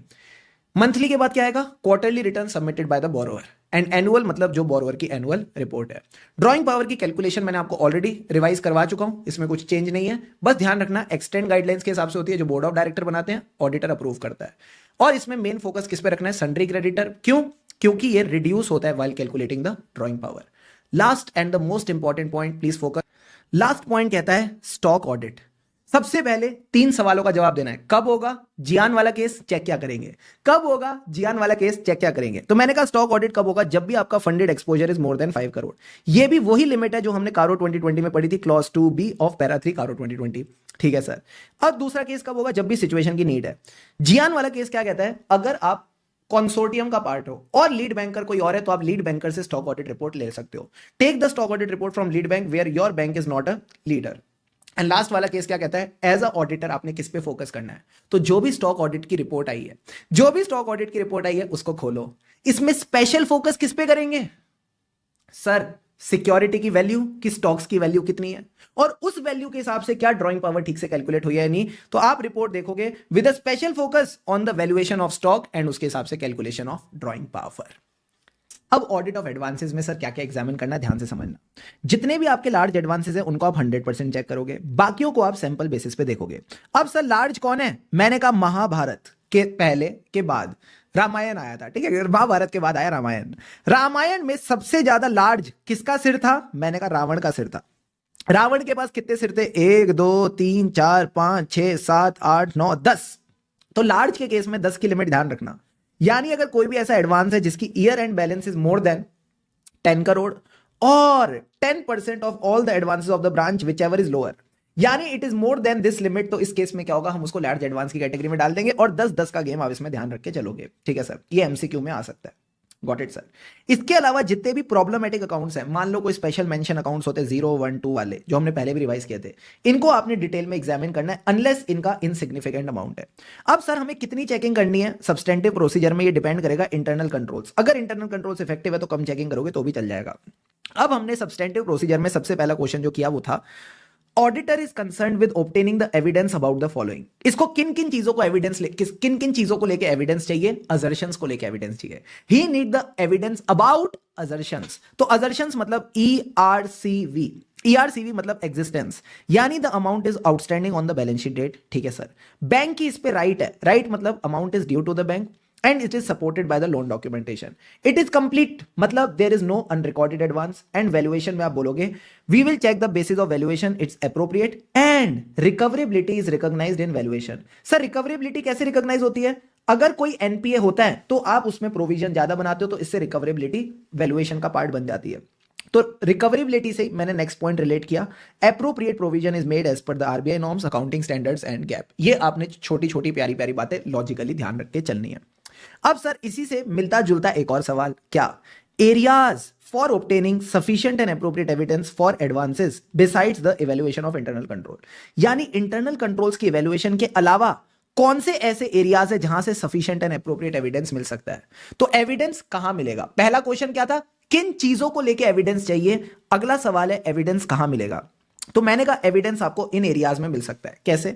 जब आप वैलिडिटी ऑफ रिकॉर्डेड अमाउंट देखोगे तो यहां एविडेंस मिल सकता है, लोन डॉक्यूमेंटेशन एविडेंस मिल सकता है, अकाउंट्स का ऑपरेशन, ऑपरेशन मतलब मैं डॉक्टर वाले ऑपरेशन की बात नहीं कर रहा, ऑपरेशन मतलब क्या अकाउंट में पैसा रिकवर हो रहा है कि नहीं, किस तरह से अकाउंट ऑपरेट कर रहा है। ओ, एंड अकाउंट्स के ऑपरेशन पे कंफर्ट किससे आता है? सिक्योरिटी से, कि भले ही सामने वाला पैसा ना दे, अगर आपके पास प्रॉपर सिक्योरिटी एग्जिस्ट करती है, आप उसे इन्फोर्स कर सकते हो, उसकी वैल्यू अच्छी खासी है, तो एक अच्छा कंफर्ट आता है। इसके अलावा हमने बात की थी क्लासिफिकेशन और प्रोविजनिंग चेक करो और एनालिटिकल प्रोसीजर करो। तो इन सब एरियाज में से आपको प्रॉपर एविडेंस मिल सकता है। तो मैंने कहा बड़ा सिंपल है, आप इन पॉइंट्स को रिलेट करके चलना। पहले आप चेक करो क्या एक्चुअल में एडवांस है। एडवांस है यानी it is a valid advance, इसके लिए आप लोन डॉक्यूमेंटेशन देख लो। अगर एडवांस है तो क्या वो टाइमली पे करता है? टाइमली पे मतलब ऑपरेशन ऑफ अकाउंट्स और उसकी सिक्योरिटी। ठीक है सर, या तो टाइमली पे करता है या नहीं करता। अगर करता है तो उसको हम क्या बोलते हैं? स्टैंडर्ड। नहीं करता तो एनपीए। मतलब इसका इंपैक्ट किस पे आएगा? क्लासिफिकेशन और प्रोविजनिंग। और प्रोविजनिंग के लिए जनरली हम देखते हैं कितने टाइम से पैसा ओवरड्यू है, उसके हिसाब से सब स्टैंडर्ड D1, D2, D3 और 15, 25, 40 इस तरह से प्रोविजन बनाते हैं। तो इसके लिए हम करेंगे एनालिटिकल प्रोसीजर। तो दो दो के ग्रुप्स में इसको बांट देना लॉजिकली है, यानी वैलिडिटी एंड डॉक्यूमेंटेशन। टाइमली पे कर रहा है यानी ऑपरेशन ऑफ अकाउंट सिक्योरिटी, या तो कर रहा है या नहीं कर रहा है, इसका इंपैक्ट सीधा किस पे आएगा? क्लासिफिकेशन, प्रोविजनिंग और एनालिटिकल प्रोसीजर। अब सारे बच्चे फटाफट अपने क्वेश्चन बैंक पे आओ। आ गए सर, अब बताओ एग्जाम में कैसे पहचानोगे ऊपर वाला टॉपिक आएगा या नीचे वाला आएगा। तो मैंने कहा देखो, ये कहता है after becoming the chartered accountant you got your first assignment as a auditor of a bank branch. What are the areas where you will be looking for obtaining sufficient and appropriate evidence? तो मैंने कहा sufficient and appropriate evidence कहां मिलेगा? Sufficient and appropriate evidence कहां मिलेगा, कैसे मिलेगा? Apart from internal control। तो इसके लिए मुझे वो नीचे वाला जो टॉपिक था ना एरियाज वाला, कि एविडेंस है, टाइम से पैसे दे रहा है, और उसके बाद मैंने क्या बोला था? उसके बाद मैंने बोला था या तो दे रहा है या नहीं दे रहा है, इसका इंपैक्ट क्लासिफिकेशन प्रोविजनिंग पे जाएगा। वो वाला टॉपिक पूरा इस आंसर में आएगा। ठीक है, validity, documentation, operation, security, classification, provisioning और एनालिटिकल प्रोसीजर। तो एकदम लॉजिकली चलना। ठीक है सर, अब एक क्वेश्चन और कराता हूं। ठीक है सर, ये रहा क्वेश्चन नंबर 12। ये कहता है well carrying out the audit of advances auditor is concern about with the evidence about amounts included in balance sheet. तो मुझे बताओ आपको एविडेंस किसको लेके चाहिए? असर्शंस को लेके चाहिए। About what? We need the evidence about the assertions. तो असर्शंस में आप सारी असर्शंस के साथ पॉइंट्स मैप करते हुए चलना। सबसे पहली असर्शन क्या होती है? ई फॉर एग्जिस्टेंस, यानी the amount is outstanding on the balance sheet date and it is due to the, and it, इसके लिए हम लोन डॉक्यूमेंट देखेंगे। आर फॉर राइट, राइट मतलब it is due to the bank. C for completeness, no unrecorded advance. And V for valuation, valuation में recoverability भी देखेंगे, और recoverability के लिए हम बात करेंगे प्रोविजंस की, जो कि as per RBI accounting standards and generally accepted accounting practices होने चाहिए। क्या यहां तक सारी बातें क्लियर हैं? हाँ सर। इसके बाद हमने एक छोटा छोटा मीठा मीठा टॉपिक पढ़ा about the internal controls over advances. सारे बच्चे चार्ट पे फोकस करना। इंटरनल कंट्रोल्स मतलब प्रोसेस, किस प्रोसेस से बैंक एडवांस देता है। तो क्या बैंक किसी भी ऐरे गहरे नथु कैसे कैरे को पैसे दे देता है? नहीं सर, सामने वाली की पहले क्रेडिट वर्दीनेस चेक करो। तो चेक द क्रेडिट वर्दीनेस और फिर आप अप्रूवल ले लो ऑफ द अथॉरिटी। एक बार अप्रूवल मिल गया फिर क्या होगी? डॉक्यूमेंटेशन। तो जो भी नेसेसरी डॉक्यूमेंट्स है, एग्रीमेंट, लेटर ऑफ हाइपोथिकेशन, ये एग्जीक्यूट हो जाएंगे बिफोर एडवांस। अब मैं सामने वाले को पैसा दूं उससे पहले उससे क्या लूंगा? सिक्योरिटी। तो अगला पॉइंट है सिक्योरिटीज को लेकर 4 पॉइंट ध्यान रखना। जो भी सिक्योरिटी उसमें सफिशिएंट मार्जिन होना चाहिए, यानी it should be more than the value of advance, ठीक है sir, to cover any decline in the value of security. Ownership किसके नाम में होगी? बैंक के नाम में, अगर ये शेयर्स और डिवेंचर है। It should be registered in the name of bank. But sir अगर आपने कोई लैंड और बिल्डिंग ले ली तो उसका डॉक्यूमेंट ऑफ टाइटल जो होगा, बिल्डिंग के जो पेपर है वो बैंक को मिल जाने चाहिए। गुड्स की अगर मैं बात कर रहा हूं तो अगर ये बैंक के पोजीशन में, तो जो भी पैकेज में गुड्स है उसको आप सैंपल बेसिस पे देख सकते हो। अगर ये बैंक के पास नहीं है, बोरोवर के पास है, तो उसका जो गोडाउन है वो फ्रीक्वेंटली इंस्पेक्ट होना चाहिए by the branch and bank inspector. तो सिक्योरिटी के आप ये 4 पॉइंट्स गो थ्रू करके चल सकते हो। फिर हमने ड्रॉइंग पावर की बात की। जो ड्रॉइंग पावर रजिस्टर है कब अपडेट होना चाहिए? मंथली बेसिस पे। एमसीक्यू में आ सकता है, ध्यान रखना। इसके अलावा ये लिमिट में होना चाहिए। It should be with in the drawing power and sanction limit, जो भी अकाउंट है। अगर लिमिट से ज्यादा है तो हायर अथॉरिटीज को बताओ। प्लस जितने भी अकाउंट्स हैं उनका आप ऑपरेशन देखोगे। ऑपरेशन मतलब क्या? रेगुलरली पेमेंट्स हो रही हैं at least once in a year, साल में एक बार आप इनको देख के चलोगे। सर एक बात बताओ, ड्रॉइंग पावर रजिस्टर तो मंथली अपडेट हो रहा है, ये साल में एक बार क्यों हो रहा है? ध्यान से समझना। जब हमारे ड्रॉइंग पावर वाली जो चीज है ना, ये थोड़ी सेंसिटिव चीज है। सेंसिटिव चीज है यानी सामने वाले के स्टॉक्स की वैल्यू कभी भी गिर सकती है, सामने वाले के जो डेटर्स हैं कभी भी ज्यादा डिफॉल्ट मार सकते हैं। क्योंकि ये सेंसिटिव चीज है तो ये मंथली होनी चाहिए। जो अकाउंट्स के ऑपरेशन है कि टाइमली पैसा आ रहा है या नहीं आ रहा, ये आप नॉर्मली करते रहो साल में एक बार तो भी चलेगा। क्योंकि आपकी जो एनपीए क्लासिफिकेशन है वो तो सारी कंप्यूटराइज्ड ही चल रही है। हाँ सर, तो ये ना मतलब फॉर्मेलिटी है। आप ऐसा कह सकते हो this is just like a formality. क्योंकि ये फॉर्मेलिटी है तो भले ही साल में एक बार भी करोगे तो भी चल जाएगा। क्या अब ये याद रहेगा? हाँ सर। इसके बाद ये कहता है जो भी लार्ज एडवांसेस है इनका फ्रीक्वेंटली करो, बेटर रहेगा। अब आती है बात इनकम रिकॉग्निशन की। जो स्टैंडर्ड है अक्रूवल बेसिस, जो एनपीए रियलाइजेशन बेसिस, बट इसकी मैं आपको एक एक्सेप्शन पढ़ाऊंगा, ध्यान रखना, ठीक है सर। अब सर ऑडिटर का क्या कंसर्न है इनकम रिकॉग्निशन को लेके? अगेन इसकी अजर्शन। अजर्शन मतलब occurrence, it pertains to the bank. Completeness, no unrecorded income. Accuracy, सही अमाउंट पे आया। कट ऑफ, सही पीरियड में आया। क्लासिफिकेशन को लेके कोई इन्होंने बात नहीं करी। अब ये कह रहा है जो भी मटेरियल इनकम है ये अक्रूवल बेसिस पे रिकॉग्नाइज होनी चाहिए। मटेरियल इनकम का क्या मतलब है? कोई भी income that is exceeding 1% of the total income, अगर आप इनकम रिकॉग्निशन ग्रॉस बेसिस पे करते हो, ठीक है सर। या more than 1% of the profit before tax, अगर आप इनकम रिकॉग्नाइज करते हो net of cost. Accrual basis पे आप इसको रिकॉग्नाइज करोगे as per AS9 revenue recognition. Sir अगर इनकम मटेरियल नहीं है यानी ऊपर वाली लिमिट से कम है, तो ऐसे केस में आप रियलाइजेशन बेसिस पे करो। ऑडिटर भी अपनी रिपोर्ट को क्वालिफाई नहीं करेगा। बहुत बढ़िया। अब सर एक बात बताओ, अगर कोई एनपीए बना है फर्स्ट टाइम पे, तो ऐसे केस में क्या होगा? मैंने कहा आगे से तो आप इनकम रियलाइजेशन बेसिस पे रिकॉग्नाइज करोगे, ठीक है सर। बट जो इनकम आप ऑलरेडी अक्रू कर चुके हो और रियलाइज नहीं हुई, तो इसको आपने रिवर्सल मारना है, यानी PNL account debit to accrued interest. या आप इसका प्रोविजन क्रिएट करके चलो PNL account debit to the provision. Easy PG sir. Sir आपने कहा आगे से रियलाइजेशन बेसिस, मैंने कहा हाँ, बट इसकी एक एक्सेप्शन है। अगर आपका एडवांस है against the fix deposit, national saving certificate, Indira Vikas Patra, Kisan विकास पत्र या लाइफ पॉलिसी, तो इसको आप अक्रूवल बेसिस पे ले सकते हो, provided adequate margin is available. और सेम बात मैंने एनपीए में भी बताई थी कि आप इसको एनपीए नहीं मानते अगर एडिक्वेट मार्जिन अवेलेबल है। तो ये एक स्पेशल केस, ध्यान रख के चलना। अब सर फिर मैंने आपको एक कॉन्सेप्ट पढ़ाया था, किसका? Bill discounting. बिल डिस्काउंटिंग के कॉन्सेप्ट में हमने क्या पढ़ा था? मान लो एक बिल डिस्काउंट होने आया 15th ऑफ मार्च को। सारे बच्चे बोर्ड पे फोकस करना, मजा आएगा। एक बिल डिस्काउंट होने आया 15th ऑफ मार्च को, जो 1 मंथ का बिल है, ठीक है सर। हमने इस बिल से कितने पैसे लेने एक महीने बाद? सर 14 अप्रैल को आपको 500 रुपए मिलेंगे। मैंने कहा ठीक है। तो जो 500 रुपए एक महीने बाद मिलेंगे, मैंने इसके लिए आज की डेट में दे दिए 400 रुपए। तो जब आपने 500 के लिए 400 रुपए दिए तो आपने कितना इनकम कमाई? 100 रुपए की इनकम कमाई। बट एक बात बताओ, ये बिल डिस्काउंट होने कब आया है? 15 मार्च को। ईयर एंड कब हो जाएगा? 31 मार्च। और बाकी आधा जो टाइम पीरियड है वो जाएगा अगले फाइनेंशियल ईयर में। तो आधा टाइम पीरियड इस फाइनेंशियल ईयर में, आधा अगले फाइनेंशियल ईयर। तो ये जो डिस्काउंट इनकम है 100 रुपए की, ये अपोर्शन होनी चाहिए बिटवीन द 2 फाइनेंशियल ईयर्स, आधी आधी। ये दोनों में अपोर्शन होगी। बात समझ आ रही है? आ रही है सर। तो इसकी एंट्री क्या बनेगी? मैंने कहा हमारी बुक्स में एक डेटर आ गया बैंक की 500 रुपए, जो हमें एक महीने बाद मिलेंगे, ठीक है सर। मैंने एज अ बैंक कितना पैसा दिया? 400 रुपए। ये मेरा कैश आउटफ्लो हुआ। इनकम कितनी कमाई? 100 रुपए। इसमें से 50 रुपए जो इस साल की इनकम है वो तो मेरी इनकम बन जाएगी, और जो 50 रुपए अगले साल की इनकम है वो मेरी लायबिलिटी बन जाएगी। क्या ये बेसिक कॉन्सेप्ट क्लियर है? हाँ सर। सर एक बात बताओ, एज अ बैंक अगर मैं इस बिल को रीडिस्काउंट कराता हूं किसी और बैंक से, तो मुझे चार्जेस पे करने पड़ेंगे। हाँ, तो वो आप अपना एक्सपेंस दिखाओगे, उसको अपनी इनकम से नेट ऑफ मत करना। तो जो पूरा कॉन्सेप्ट है, सारे बच्चे आ जाओ मेरे साथ रिवाइज कर लो। हमें एग्जाम पॉइंट ऑफ व्यू से क्या ध्यान रखना है? ये कहता है जो भी आप बिल परचेज करते हो at the close of the year, उसका जो डिस्काउंट है इसको प्रॉपरली एलोकेट करना बिटवीन द 2 ईयर, जैसे हमने 50-50 किया था, ठीक है सर। अब जो अगले साल का डिस्काउंट है उसको अदर लायबिलिटी में दिखाना, वेरी वेरी गुड। अब इसमें स्पेशल पॉइंट क्या था, सपोज बैंक ने कुछ इंटरेस्ट पे किया ऑन द रीडिस्काउंट, इसको प्लीज नेट ऑफ मत करना from the discount earn on bill discounted. क्या ये बेसिक सा पॉइंट क्लियर है? हाँ, तो ये 3 छोटी छोटी बातें आपको ध्यान रखनी है। अब आ जाओ नेक्स्ट कॉन्सेप्ट पे। सर ये नेक्स्ट कॉन्सेप्ट तो बड़ा ही मजेदार लग रहा है, अगेन सारे बच्चे बोर्ड पे फोकस करेंगे, मजा आएगा। मैंने कहा नंबरिंग के हिसाब से चलना। पहले नंबर पे क्या हुआ, हमारे पास एक बंदा है जिसका नाम है Jethalal, who is the exporter. हमारे पास एक इंपोर्टर है जिसका नाम है सुंदरलाल। अब जेठालाल को सुंदर पे बिल्कुल भरोसा नहीं है, तो इसने सुंदर को गुड्स तो भेजी बट इसके साथ डॉक्यूमेंट्स नहीं भेजे। सर क्यों? क्योंकि इसको लगा था अगर इसके पास डॉक्यूमेंट्स आ गए तो ये गुड्स रख लेगा, पैसे नहीं देगा। तो इसने एक तिगड़म चलाया, इसने अपना दिमाग लगाया और एक तिगड़म चलाया कि भाई मैं तेरे को गुड्स भेजता हूं, डॉक्यूमेंट्स नहीं दूंगा, डॉक्यूमेंट्स तेरे को अलग तरीके से मिलेंगे जब तू पैसे देगा। मतलब सेकंड नंबर पे क्या हुआ, इसने अपने बैंक को कांटेक्ट किया कि भाई मेरे पास एक बिल है जो सुंदर से कलेक्ट करना है, साथ ही साथ मैं तेरे को डॉक्यूमेंट्स ऑफ टाइटल भी दे रहा हूं जो गुड्स के हैं, ठीक है सर।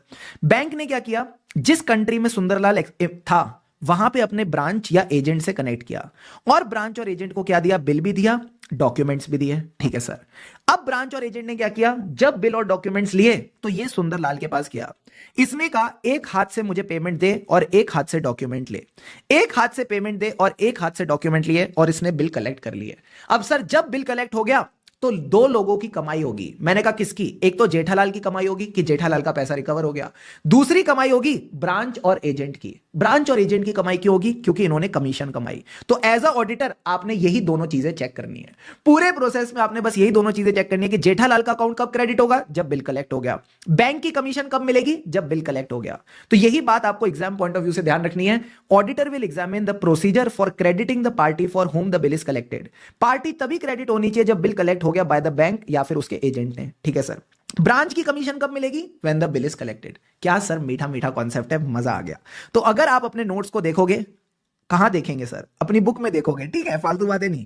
तो मैंने कहा अगर आप अपने नोट्स को देखोगे तो ये जो ऑडिट ऑफ एडवांसेस वाला पूरा पार्ट था ये मैंने कवर करा दिया, इसके अलावा जो इनकम वाला ये वाला पार्ट था कवर करा दिया, यहां तक पूरा पार्ट कवर करा दिया। अब आ जाओ रीनेगोशिएशन की बात करते हैं। Now let's discuss about the renegotiation, मजा आ जाएगा। अगर मैं बात करूं renegotiation of the outstanding debt, मैं बैंक के पास गया, मैंने कहा बैंक सुनो ना, कल मुझे लोन वापस करना है, मैं कल नहीं करना चाहता, 1 साल बाद करना चाहता हूं। बैंक कहती है ओके, तुम जो लोन कल देने वाले हो वो 1 साल बाद दे देना, बट कुछ चार्जेस लगेंगे, कुछ चार्जेस लगेंगे, कुछ कमीशन लगेगी। मैंने कहा ले लो। अब एक बात बताओ, जो बैंक ने मेरे से फीस और कमीशन लिए लोन रीनेगोशिएट करने के, ये कैसे रिकॉग्नाइज होने चाहिए? क्या हाथों हाथ? मैंने कहा नहीं, जो पीरियड ऑफ रीनेगोशिएशन है ना, हाँ इसमें अक्रू करते चलो, इसमें अक्रू करते चलो, हाथों हाथ मत रिकॉग्नाइज करना, पूरा फैला के अक्रू करना है। तो ये कहते हैं it will be recognised on accrual basis over the period covered by renegotiation. You got the point or not? Yes sir.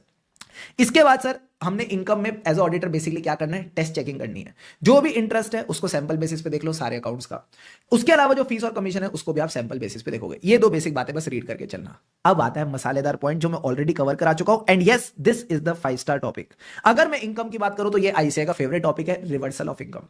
मुझे बताओ क्या मैंने एनपीए का रिवर्सल आपको ऑलरेडी पढ़ा दिया? हाँ सर, वही चीज यहां पे रिपीट होगी। तो ये कहता है, ध्यान से समझना बोर्ड पे, जो भी एनपीएज हैं, जो भी एनपीएज है, इनकी 2 तरह की इनकम होती है, इंटरेस्ट इनकम और फीस और कमीशन। अगर आपने इसको अक्रू कर रखा है और रियलाइज नहीं कर रखा तो आप इसको रिवर्स मारोगे, प्रोवाइड फॉर करोगे, ठीक है सर। मैंने कहा एनपीएस के अलावा एक और केस हो सकता है रॉन्गली रिकॉग्नाइज्ड इनकम। अगर बैंक की कोई रॉन्गली रिकॉग्नाइज्ड इनकम है उसको भी रिवर्स करो, प्रोवाइड फॉर करो, ठीक है सर। क्या ये कॉन्सेप्ट क्लियर है? हाँ सर। अब ऑडिटर क्या चेक करेगा? ऑडिटर इंक्वायरी करेगा, क्या कोई लार्ज डेबिट्स हैं, क्या कोई लार्ज डेबिट्स हैं in the interest income account. Sir हम डेबिट्स क्यों चेक कर रहे हैं? इंटरेस्ट इनकम क्रेडिट अकाउंट होता है, हाँ, तो अगर कोई रिवर्सल हुआ होगा तो डेबिट ही हुआ होगा ना, हाँ, तो हम डेबिट चेक करेंगे।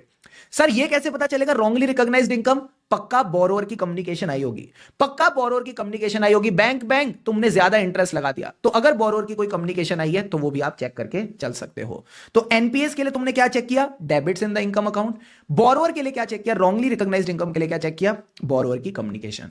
क्या ये मीठा पॉइंट क्लियर है? हाँ सर। इस पे भी एक क्वेश्चन कर लेते हैं। पहले आ जाओ क्वेश्चन नंबर 20 करते हैं, आरटीपी मे 20। यहां पे इन्होंने क्या करा, पूरी की पूरी कहानी लिख के दे दी। जब भी अनसर्टेनिटी है इनकम कलेक्ट करने में तो आपको इनकम रिकॉग्नाइज ही नहीं करनी चाहिए नॉन परफॉर्मिंग एसेट पे जब तक रियलाइज ना हो जाए। अगर क्रेडिट फैसिलिटी नॉन परफॉर्मिंग बन जाती है पहली बार तो जो भी इंटरेस्ट आज तक अक्रू कर रखा है, क्रेडिट कर रखा है और रियलाइज नहीं हुआ, इसको रिवर्स करो, प्रोवाइड फॉर करो। इसको आप रिवर्स करो, प्रोवाइड फॉर करो। ये चीज गवर्नमेंट गारंटीड अकाउंट्स पे भी चलेगी। Analyse and explain. तो जब ऐसा फैला हुआ क्वेश्चन दिया है, जब आईसीआई आपसे सब कुछ ही पूछना जा रहा है, तो आप पूरा का पूरा टॉपिक यहां पे एक्सप्लेन कर दो, पूरा का पूरा टॉपिक एक्सप्लेन कर दो। यानी मैं वापस रिवाइज करा देता हूं, रिवीजन के अंदर रिवीजन। अगर कोई एनपीए बन जाता है तो जो भी इंटरेस्ट अक्रूड है, फीस और कमीशन है जो आज तक आपने अक्रू कर रखी है, वो आगे अक्रू नहीं होगी, उसको रिवर्स और प्रोवाइड फॉर करो। ठीक है सर। जो भी रॉन्गली रिकॉग्नाइज्ड इनकम है, इसको भी रिवर्स करो, प्रोवाइड फॉर करो। ठीक है सर। ऑडिटर क्या इंक्वायर करेगा? Debits in the interest income account, plus क्या कोई कम्युनिकेशन आई है from the borrower pointing out the differences in the interest charge. Sir आपने एक और अच्छा क्वेश्चन कराया था, वो भी कराता हूं, रुको। सारे बच्चे आ जाओ, क्वेश्चन नंबर 26। अब सर क्वेश्चन नंबर 26 क्या कहता है, ध्यान से समझना। ये कहता है आप स्टैट्यूटरी ऑडिट कर रहे थे एक नेशनलाइज्ड बैंक का, ठीक है। तो सीएजेड जो स्टैट्यूटरी ऑडिट कर रहा है, इसने देखा कि एक बोरोअर है जिसका एक लॉन्ग टर्म लोन है, that has been classified as sub standard. Sub standard क्या मैं बोल दूं, एनपीए की क्लासिफिकेशन है? हाँ सर, क्योंकि ये अपनी ईएमआई टाइम से नहीं दे रहा। This is outstanding for more than 90 days, तो हमने इसको सब स्टैंडर्ड में डाल दिया और ये क्लासिफिकेशन बैंक को भी मंजूर है।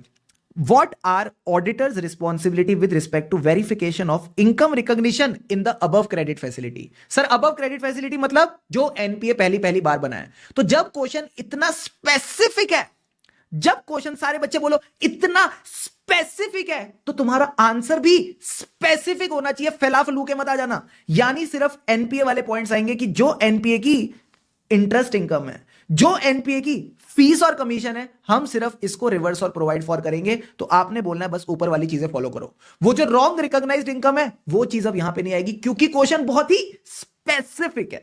बात समझ आ रही है? आ रही है सर। फील से पढ़ेंगे तभी आगे बढ़ेंगे।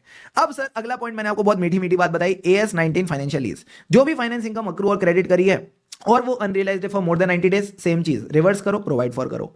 अगर कोई केस है टेक आउट फाइनेंस का, सर टेक आउट फाइनेंस यानी हर बढ़िया मौके पे फाइनेंस ले लो, हर बढ़िया मौके पे फाइनेंस ले लो। यानी एक लॉन्ग टर्म फाइनेंस है जो डेट वाइज या सीपीसी वाइज पैसा मिलता रहता है। डेट वाइज मतलब ईयर 1 आ गया, स्टार्टिंग है, पैसा दे दो।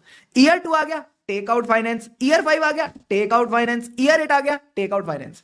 यानी हर पर्टिकुलर डेट पे आपने फाइनेंस ले लिया बैंक से, मजे आ गए। या फिर आपका सीपीसी मीट हो गया। सीपीसी मतलब criteria for project completion. 10% project completion, take out finance. 25% take out finance, 50% take out finance, 75% take out finance. यानी हर क्राइटेरिया मीट होने पे आपने फाइनेंस टेक आउट किया। तो यहां पे आपको एग्जाम पॉइंट ऑफ व्यू से बस थोड़ा थोड़ा ध्यान रखना है concept. It is a long term finance जहां पे लेंडर प्रॉमिस कर रहा है कि वो आपको पैसा देगा ऑन अ पर्टिकुलर डेट और when the CPC is met. CPC मतलब क्राइटेरिया फॉर प्रोजेक्ट कंप्लीशन। अब सर इस केस में क्या हो रहा है, जो इनिशियल लोन था उसको नया लोन रिप्लेस कर देगा। Loan procured letter is used to replace the initial loan. और ये कहां यूज होता है? प्रॉपर्टी डेवलपमेंट, जहां से आपको थोड़ी थोड़ी AS7 की फील आनी चाहिए। अब यहां पे एनपीए वाली बात वही की वही है। It is based on the record of recovery. तो जहां भी अमाउंट ओवरड्यू होगा for more than 90 days, NPA बनेगा और इनकम रिकॉग्निशन रियलाइजेशन बेसिस पे होगी। तो एनपीए वाली बात तो वही है, बस आपको कॉन्सेप्ट समझ आना चाहिए। अब सर इसके बाद मैंने बोला टेक आउट फाइनेंस का ऑब्जेक्टिव क्या है, क्यों ये टाइम पास हो रहा है। सबसे पहले तो एक नया सोर्स ऑफ फाइनेंस है। दूसरा, क्या ये सोर्स ऑफ फाइनेंस बहुत छोटे टर्म के लिए 10 साल के मजे दे रहा है? 10 साल के मजे दे रहा है। So it boost the availability of a longer tenure debt finance. 10 साल के मजे मिल सकते हैं। एंड थर्ड एडवांटेज जो इसकी रहती है, ऑब्जेक्टिव रहता है, दोनों का भला करता है। बैंक का भला भी करता है, बोरोअर का भला भी करता है। सर बैंक का भला क्यों?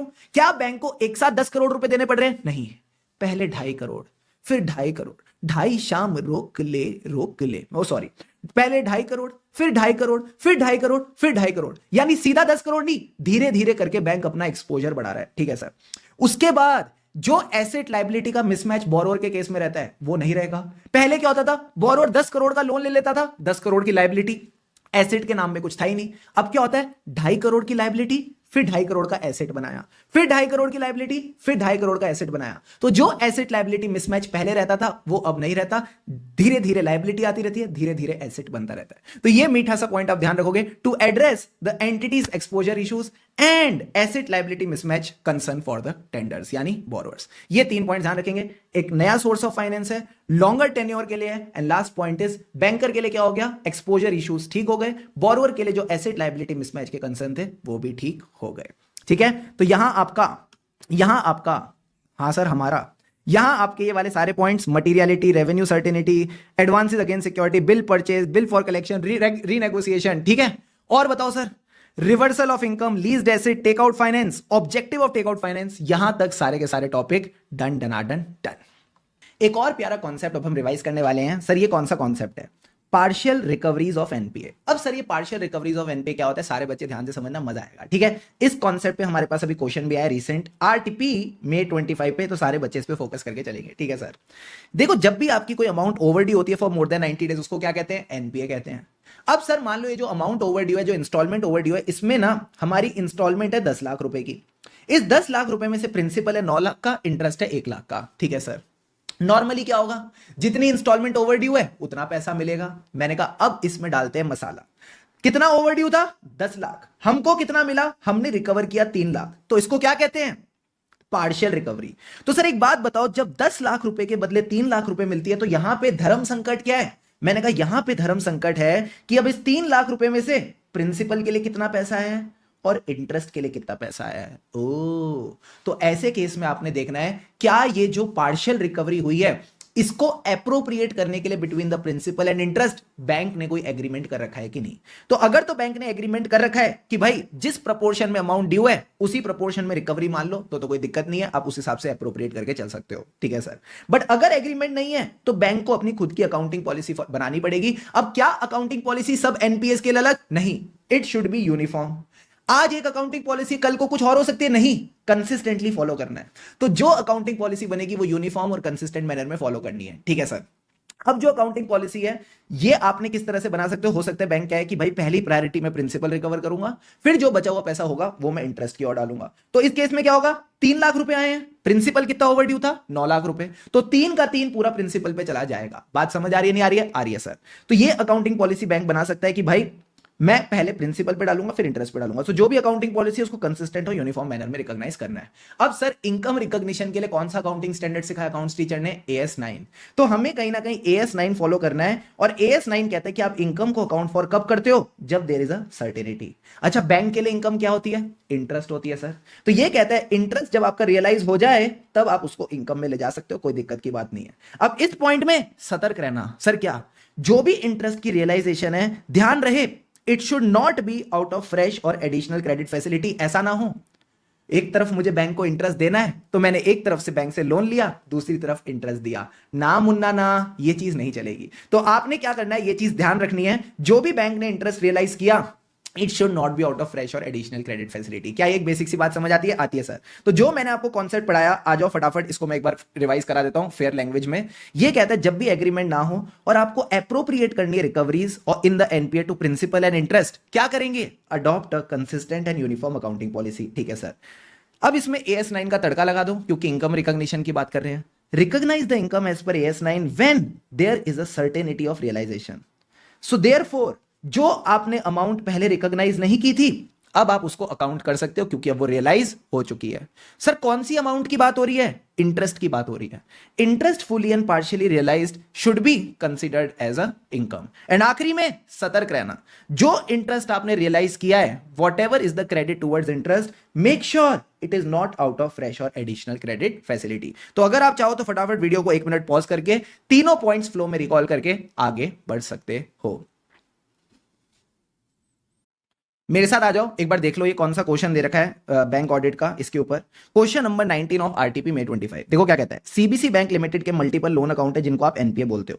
During the financial year some borrowers made partial payments towards outstanding debt. जैसे इसने बोला पार्शियल पेमेंट, यानी ये कौन सा केस है? पार्शियल रिकवरी का केस है, ठीक है सर। बट यहां पे कोई भी एग्रीमेंट नहीं था, तो जब भी कोई एग्रीमेंट नहीं होता तो हम फॉलो करते हैं अकाउंटिंग पॉलिसी को in a consistent and uniform manner. Clear है बॉस? क्लियर है सर। ये कहता है बैंक की जो फाइनेंस टीम थी इसने रिकॉग्नाइज कर लिया रिकवर्ड अमाउंट को, सीधा सीधा इंटरेस्ट, बट ऑडिटर इससे खुश नहीं था। तो आप बताओ अकाउंटिंग ट्रीटमेंट क्या होना चाहिए, क्या प्रिंसिपल्स फॉलो करने चाहिए इंटरेस्ट इनकम रिकॉग्नाइज करने के लिए? तो जो आपको ये मीठी मीठी प्यारी प्यारी बातें बताई हैं यही का यही आंसर आपने इसमें लिख के चलना है। अब ये जो मेमोरेंडम अकाउंट होता है जो हम अकाउंट्स में भी बनाते हैं कई बार, ये कोई असली अकाउंट नहीं होता है, ये हमारे टाइम पास पर्पस के लिए होता है, हमारे मजे के लिए होता है। तो ये कोई असली अकाउंट नहीं होता, this is a time pass account, this is अ नकली अकाउंट। तो ये कहता है सर आम जिंदगी क्या है? आम जिंदगी है जब भी कोई एसेट एनपीए बनेगा तो आप उसका जो इंटरेस्ट अक्रू कर चुके हो एंड आपने कलेक्ट नहीं किया, इसको ना रिवर्सल मारते हो और आगे से आप जो इंटरेस्ट का अक्रूवल है ये बंद कर देते हो। You stop the further accrual of interest. क्या ऐसे ही होता है? हाँ सर। अब बात करते हैं मेमोरेंडम जिंदगी।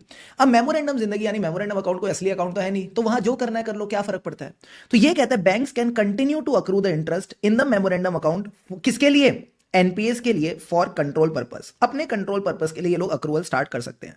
अब सर एक बात बताओ, जो ग्रॉस एडवांस की वैल्यू होती है, ग्रॉस एडवांस का मतलब है एडवांस प्लस अक्रूड इंटरेस्ट, क्या इसके अंदर ये मेमोरेंडम इंटरेस्ट का अकाउंट, मेमोरेंडम अकाउंट का इंटरेस्ट इंक्लूड होगा? मैंने कहा नहीं, मेमोरेंडम अकाउंट इज नॉट असली अकाउंट, ये नकली अकाउंट है। तो जो नकली चीज है वो हमारे ग्रॉस एडवांस का पार्ट नहीं बनेगी। तो यही पॉइंट ये कह रहा है, for computing the gross advance, जो आप ग्रॉस एडवांस कंप्यूट करके चल रहे हो, ये मेमोरेंडम अकाउंट का इंटरेस्ट इंक्लूड नहीं करेगा। क्या ये बेसिक बात समझ आती है? हाँ सर। इसके अलावा ये कहता है income from investments, income from investments करके एक हेड आता है पीएनएल अकाउंट में, ठीक है सर। तो जो भी सब्सिडरी और जॉइंट वेंचर से डिविडेंड आया है वो इसका पार्ट नहीं होगा, वो अलग से दिखाना है, ठीक है सर। इसका पार्ट क्या होगा? जो भी गवर्नमेंट सिक्योरिटीज है, बॉन्ड्स हैं, कॉर्पोरेट डिबेंचर्स है, बाकी इन्वेस्टमेंट्स हैं, इनसे जो इंटरेस्ट और डिविडेंड की इनकम आई है वो इसका पार्ट बनेगी, ठीक है सर। अब ये कहता है एक स्पेशल पॉइंट है about the broken period interest. अब ब्रोकन पीरियड क्या होता है, ध्यान से समझना। सपोज बैंक ने जो लोन एक्सेप्ट किया वो 25 अप्रैल को किया, इसकी जो फर्स्ट ईएमआई पे करी 5 जून को पे करी, ठीक है सर। तो इंटरेस्ट कितने दिन का लगेगा? अप्रैल के 6 दिन, मई के 31 डेज, जून के 4 डेज, तो कितना हो गया? 41 डेज। तो जनरली इंटरेस्ट कितने दिन का होता है? 30 डेज का। This is a full period. तो ये जो एडिशनल 11 डेज है, this is the broken period, ठीक है सर। क्या ब्रोकन पीरियड का कॉन्सेप्ट समझ आया? हाँ। तो जो भी ब्रोकन पीरियड का इंटरेस्ट पे किया है प्लस स्टैट्यूटरी लिक्विडिटी रेशियो के लिए जो आपके लिक्विड इन्वेस्टमेंट्स हैं, उनमें आपने जो प्रीमियम पे किया उसकी जो अमोर्टाइजेशन है, ये सब क्या है? ये सब आपके इन्वेस्टमेंट्स के खर्चे हैं। तो जो इन्वेस्टमेंट्स के खर्चे हैं, क्या मैं इनको नेट ऑफ कर सकता हूं from the interest income from investment? Answer is yes, आप इनको नेट ऑफ करके चल सकते हो। तो यही बात है आपके नोट्स में, मेमोरेंडम अकाउंट वाला पॉइंट मैंने क्लियर करा दिया, इनकम फ्रॉम इन्वेस्टमेंट्स वाली बात बता दी, प्लस ये कहता है जो भी प्रॉफिट होगा on the sale of investment, चाहे प्रॉफिट हो चाहे लॉस हो, पीएनएल अकाउंट में आएगा। जो भी प्रॉफिट और लॉस होगा रिवैल्यूएशन पे, वो भी पीएनएल अकाउंट में जाएगा। क्या इनकम वाली सारी बातें क्लियर है? हाँ सर। अब सर आप हमको एक्सपेंस वाली बात बताओगे? मैंने कहा नहीं, एक्सपेंस वाली बात बताने से पहले मैं आपको कुछ और टॉपिक्स कराना चाहता हूं। सारे बच्चे अपने नोट्स पे एडवांसेस वाले टॉपिक पे आओ। एडवांसेस के जस्ट ऊपर रिपोर्ट्स की बात कर रखी है। हाँ सर, ये जो रिपोर्ट्स वाला टॉपिक है एमटीपी सितंबर 24 में आया भाई, इसको मजे में मत लेना, ठीक है सर। तो ये वाला टॉपिक क्या कहता है, सारे बच्चे बोर्ड नोट्स पे फोकस करो। ये कहता है एज अ ऑडिटर जब भी आप ऑडिट कर रहे हो तो you should consider adverse comments. Adverse comments मतलब गलत कमेंट्स जो हो रखे हैं on the advances in the following reports. ये जो आईसीए क्वेश्चन पूछता है वो इस तरह से भी पूछ सकता है कि क्या डॉक्यूमेंट्री एविडेंस होगा in relation to the advances. तो कोई भी क्वेश्चन आए, चाहे रिपोर्ट्स मांगे चाहे डॉक्यूमेंट्री एविडेंस मांगे, आपने इन्हीं रिपोर्ट्स की बात करनी है। अब सर कौन कौन सी रिपोर्ट्स है, सारे बच्चे बोर्ड पे फोकस करो। 2 तरह की रिपोर्ट्स है, पुरानी रिपोर्ट्स, नई रिपोर्ट्स। पुरानी रिपोर्ट मतलब प्रीवियस ईयर की जो ऑडिट रिपोर्ट है उसको देख लो, क्या इसमें एडवांसेस के बारे में कुछ दे रखा है।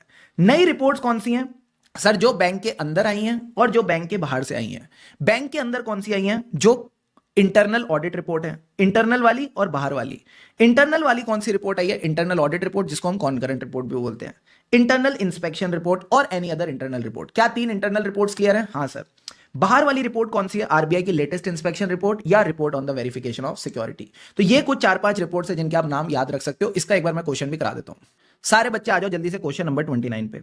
ये कहता है during the statutory branch audit of a nationalised bank, CA Amrish अपने ऑडिट प्रोसीजर कर रहा है और उसने कुछ सेलेक्टेड सैंपल निकाले ऑफ द बोरोर अकाउंट जिनको एडवांसेस गए हैं। In a banking environment documentary evidence for the observation and comments on the advances can be useful. तो बताओ क्या क्या डॉक्यूमेंट्री एविडेंस ले सकते हैं? तो मैंने कहा documentary evidence is just like the reports. तो जो मैंने आपको रिपोर्ट्स बताई थी, पुरानी रिपोर्ट प्रीवियस ऑडिट रिपोर्ट, नई रिपोर्ट इंटरनल एक्सटर्नल, इंटरनल से इंटरनल इंस्पेक्शन, इंटरनल ऑडिट और अदर इंटरनल रिपोर्ट। बाहर वाली कौन सी थी? आरबीआई की latest inspection report, verification of securities. तो ये कुछ रिपोर्ट्स आप इसमें ध्यान रख के चल सकते हो। इसमें एक रिपोर्ट और है सर, ये कौन सी है? सपोज अगर पुराना मैनेजर चला गया और नया मैनेजर आ गया, पुराना मैनेजर चला गया नया मैनेजर आ गया, तो मैनेजर अपना काम हैंड ओवर करके जाता है, तो वो हैंड ओवर रिपोर्ट भी आप देख सकते हो। So manager charge in handing over the report when incumbent is change, यानी मैनेजर इज चेंज, तो वो रिपोर्ट भी आप देखोगे। अब सर इन रिपोर्ट्स को ऊपर ऊपर से नहीं देखना, डिटेल में देखना है। These report should be reviewed in detail, plus जो हमारा सेंट्रल ऑडिटर है he should review the annual financial inspection report by the RBI, और उसमें जो भी वेरिएशंस रिपोर्ट हुई हैं, देखो क्या मैनेजमेंट ने इनको ठीक से कंसिडर किया या नहीं। क्लियर है पॉइंट? क्लियर है सर। अब सारे बच्चे एक टॉपिक पे आ जाओ, stages of conducting the bank audit. Stages of conducting the bank audit, भाई साहब क्या फैला के दे रखा है ना इन्होंने स्टडी मटेरियल में, मजा आ जाता है। मतलब आधे इंटर के बच्चे तो ये देख के बेहोश। तो मैंने कहा जिस तरीके से मैं आपको ये टॉपिक कराऊं, आपने बिल्कुल वैसे के वैसे चलना है, घबराना नहीं है, ठीक है? घबराना नहीं है। सो कंडक्टिंग द ऑडिट, इसकी स्टेजेस कवर करते हैं सर। क्या? सबसे पहले initial considerations by the statutory auditor. क्या क्या इनिशियल कंसिडरेशन है, एक एक करके समझते जाना। सबसे पहले declaration of indebtedness. Declaration of indebtedness का मतलब है जब भी एज अ ऑडिटर आप किसी बैंक का ऑडिट एक्सेप्ट कर रहे हो, चाहे ब्रांच ऑडिट है चाहे सेंट्रल ऑडिट है, चाहे ब्रांच ऑडिट है या सेंट्रल ऑडिट है, आपको बताना पड़ेगा कहीं आप बैंक से कोई पैसा ओ तो नहीं करते। Do you owe any money to the bank, ये इंडेटनेस आपको बतानी है। फिर सर इंटरनल असाइनमेंट्स, हम सबने पढ़ा है एक section 144। Section 144 of companies act कहता है कि अगर आप स्टैट्यूटरी ऑडिट कर रहे हो कंपनी का, होल्डिंग कंपनी का या सब्सिडरी कंपनी का, तो आप उसको कुछ सर्विसेज प्रोवाइड नहीं कर सकते। उनमें से एक सर्विस आती है इंटरनल ऑडिट सर्विस। तो अगर आप इंटरनल ऑडिट सर्विस करोगे यानी आप इंटरनल कंट्रोल का ख्याल रख रहे हो और फिर आप स्टैट्यूटरी ऑडिट भी करोगे तो उसी कंट्रोल को चेक कर रहे हो, तो this is a self review threat. जिस कंट्रोल का आप ख्याल रख रहे हो उसी को चेक करोगे एज अ स्टैट्यूटरी ऑडिटर, तो this is a self review threat. तो ये कहते हैं इंटरनल सर्विसेज अलाउड नहीं होती। यही बात बैंक ऑडिट में कह रखी है कि अगर आप इंटरनल असाइनमेंट्स कर रहे हो जैसे कॉन्करेंट ऑडिट। कॉन्करेंट ऑडिट क्या होता है? Internal audit on a monthly basis. Internal audit on a monthly basis तो आप स्टैट्यूटरी ऑडिट नहीं कर सकते। इसी के ऊपर मैंने क्वेश्चन भी कराया था, जस्ट गिव अ मोमेंट। आओ sir, question number 25। Question number 25 देखो क्या कहते हैं, मजा आ जाएगा। CAX is the concurrent auditor of this bank from 1st of October for a period of 1 year. तो क्या मैं बोल दूं 1st ऑफ अक्टूबर 2022 से लेकर 30th ऑफ सितंबर 23, एक साल तक ये कॉन्करेंट ऑडिट रहेगा। इसका काम है मंथली रिपोर्ट देना, तो वही होता है ना, monthly internal audit is a concurrent audit, तो ये मंथली रिपोर्ट देगा। अब सर मार्च 2023 के एंड में इसको ऑफर मिला स्टैट्यूटरी ऑडिट करने का for the year 22-23।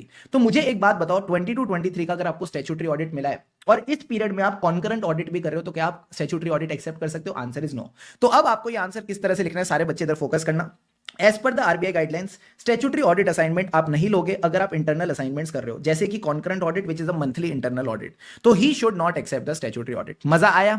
Come on, मजा आया? हाँ सर। अब इधर आ जाओ। प्लानिंग के बारे में आपको ऑलरेडी पता है, ऐसे 300 एप्लीकेबल होता है जो कहता है प्लान कर लो before you start any audit. अब प्लानिंग में सर हम बात करते थे एक्टिविटीज की जिसका नाम है प्रिलिमिनरी एंगेजमेंट एक्टिविटी, जिसको हम प्यार से बोलते थे पिया। तो जो प्रिलिमिनरी एंगेजमेंट एक्टिविटी होती थी उसमें क्या होते थे, ऐसे 220 की एक्टिविटीज, ऐसे 210 की एक्टिविटीज। 220 की एक्टिविटीज होती थी regarding the acceptance of the client and engagement, जिसमें हम सेकी की बात करते थे। सेकी मतलब significant matters, ethical requirement, competence, capability, time, resources और इंटीग्रिटी ऑफ द क्लाइंट। हम 3-4 चीजें देखते थे बिफोर एक्सेप्टिंग एनी क्लाइंट।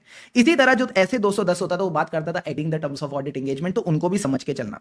फिर सर ये कहते हैं communication with the previous auditor, यानी कोई भी ऑडिट एक्सेप्ट करने से पहले जो आपसे पहला ऑडिटर रह चुका है, जो कंपनी का एक्स है, इस तरह से ध्यान रखना, जो कंपनी का एक्स है उससे आपको सर्टिफिकेट लेना पड़ेगा, नो ऑब्जेक्शन सर्टिफिकेट लेना पड़ेगा, क्योंकि कंपनी कैसी है वो एक्स ही बता सकता है। जो कंपनी है वो कैसी है वो एक्स ही बता सकता है। तो ये कहता है एज पर क्लॉज 8 कम्युनिकेट, याद रखना क्लॉज 8 कम्युनिकेट।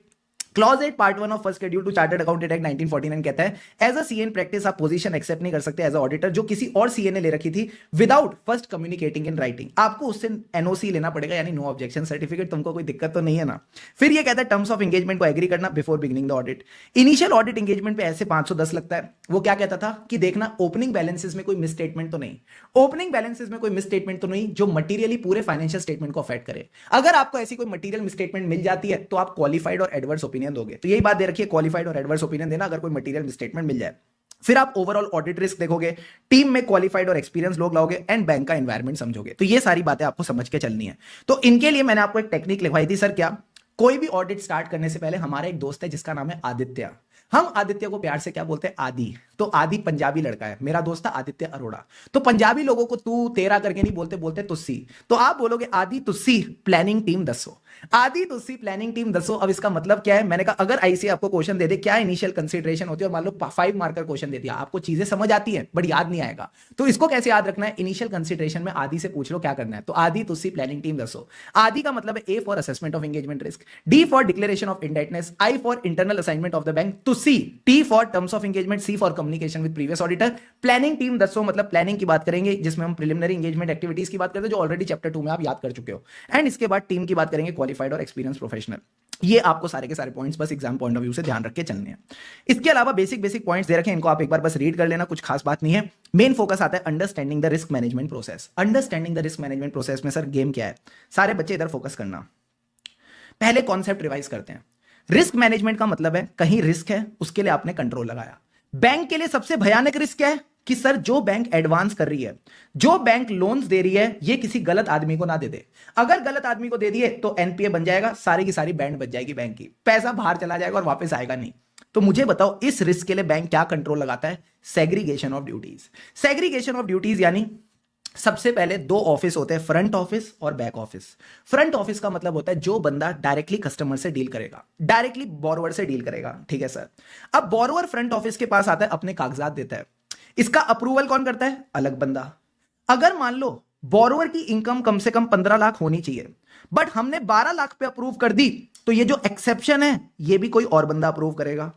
कितने लिमिट होनी चाहिए अप्रूवल के लिए, ये दूसरा बंदा डिसाइड करता है। यानी सारी चीजें अलग अलग बंदे डिसाइड कर रहे हैं, सारी चीजें अलग अलग बंदे डिसाइड कर रहे हैं। तो मैंने कहा गलत हाथ में पैसा जाने के रिस्क कम हो जाती है, गलत हाथ में पैसा जाने की रिस्क कम हो जाती है। तो फ्रंट ऑफिस अलग चल रहा है और ये सारे लोग पीछे बैठे हैं यानी बैक ऑफिस में।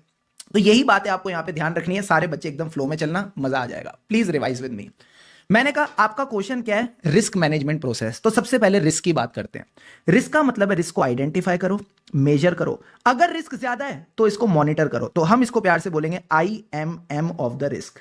तो ये कहते हैं risk is identified, measured and monitored against a pre approved criteria. ठीक है सर, रिस्क है तो कंट्रोल है। सारे बच्चे बोलो, रिस्क है तो कंट्रोल है। अब वो जमाना चला गया रिस्क है तो इश्क है। कंट्रोल एक्टिविटीज का मतलब है controls to mitigate the risk. जो मैंने आपको बताया, segregation of duties, approval of transaction, approval of exception, setting the limits, cash के लिए फिजिकल सिक्योरिटी, ये सारी चीजें होनी चाहिए। क्लियर है बॉस? क्लियर है सर। फोर्थ पॉइंट कहता है कि ये जो मॉनिटरिंग वाला पार्ट था ना, ये वापस आ जाएगा, यानी मॉनिटरिंग एक्टिविटीज। तो जो आपका रिस्क मैनेजमेंट मॉडल है जिसमें अजम्पशंस है, मेथड्स हैं, इसको रेगुलरली चेक करो। ये कौन करेगा? रिस्क मैनेजमेंट यूनिट यानी आपका इंटरनल ऑडिटर। अब मॉनिटर करने के लिए इंफॉर्मेशन चाहिए, ये कहां से आएगी? Reliable information system. So reliable information system which provide adequate financial, operational and compliance information, जिसको हम प्यार से बोलते हैं CFO। CFO मतलब compliance, financial and operational information for time that is timely and consistently. चारों पॉइंट्स क्लियर हो गए? हाँ सर। रिस्क है तो कंट्रोल है। चौथा पॉइंट याद नहीं आएगा तो याद रखना, मॉनिटरिंग वापस आएगा। मॉनिटरिंग मतलब आइडेंटिफिकेशन, मेजरमेंट, मॉनिटरिंग। मॉनिटरिंग से निकला मॉनिटरिंग एक्टिविटीज। मॉनिटरिंग एक्टिविटीज के लिए इंफॉर्मेशन कहां से आएगी? Reliable information system. अच्छा, ये पूरे रिस्क मैनेजमेंट के ऊपर नजर कौन रखेगा? सर मैनेजमेंट के ऊपर नजर रखता है TCWG, oversight and involvement of the TCWG, जो कहीं ना कहीं रिस्क मैनेजमेंट पॉलिसीज बना के देगा। इसका भी क्वेश्चन करा दो सर। आगे सर, सबसे पहले क्वेश्चन नंबर 4। क्वेश्चन नंबर 4 दो तरह से पूछा गया, एक May 19 में और एक MTP Jan 25 में। ठीक है, मैं दिखाता हूं क्या गेम है। ठीक है, सीधा साधा क्वेश्चन है।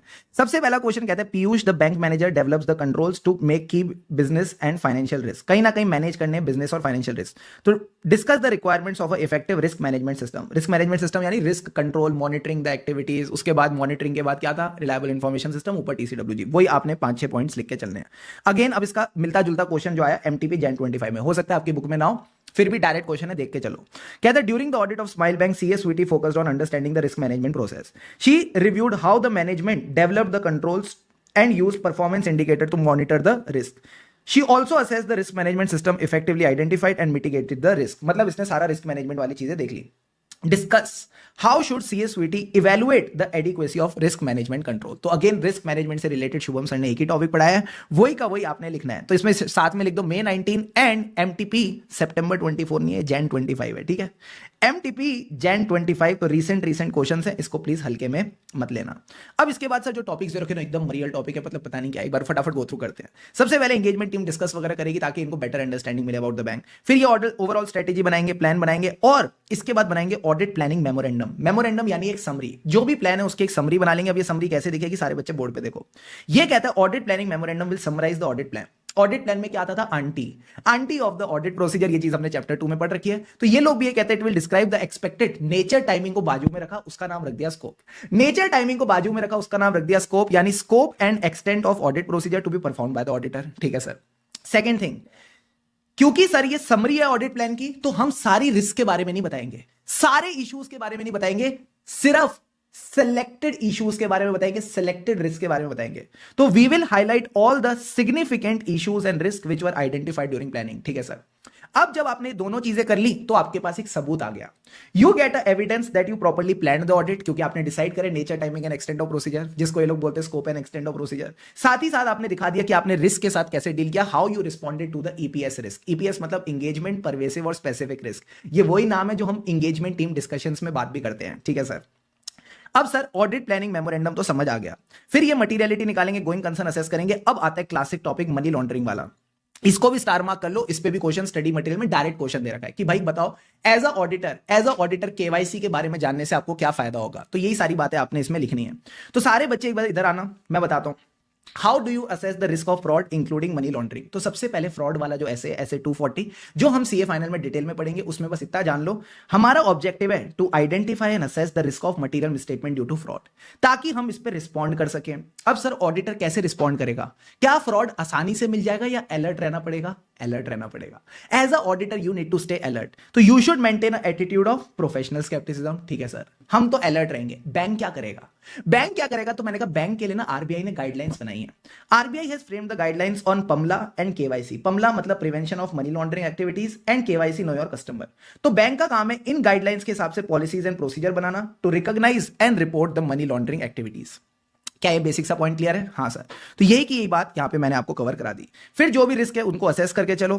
एंड आउटसोर्सिंग करना भी अच्छी बात होती है, इससे बैंक को थोड़े कॉस्ट सेविंग होती है, स्पेशलाइज सर्विसेज मिल जाती है, बट कई बार इसका डेटा लीक हो सकता है। तो जो आउटसोर्सिंग से रिलेटेड रिस्क है उसको भी देखना बैंक ठीक से मैनेज कर रहा है या नहीं।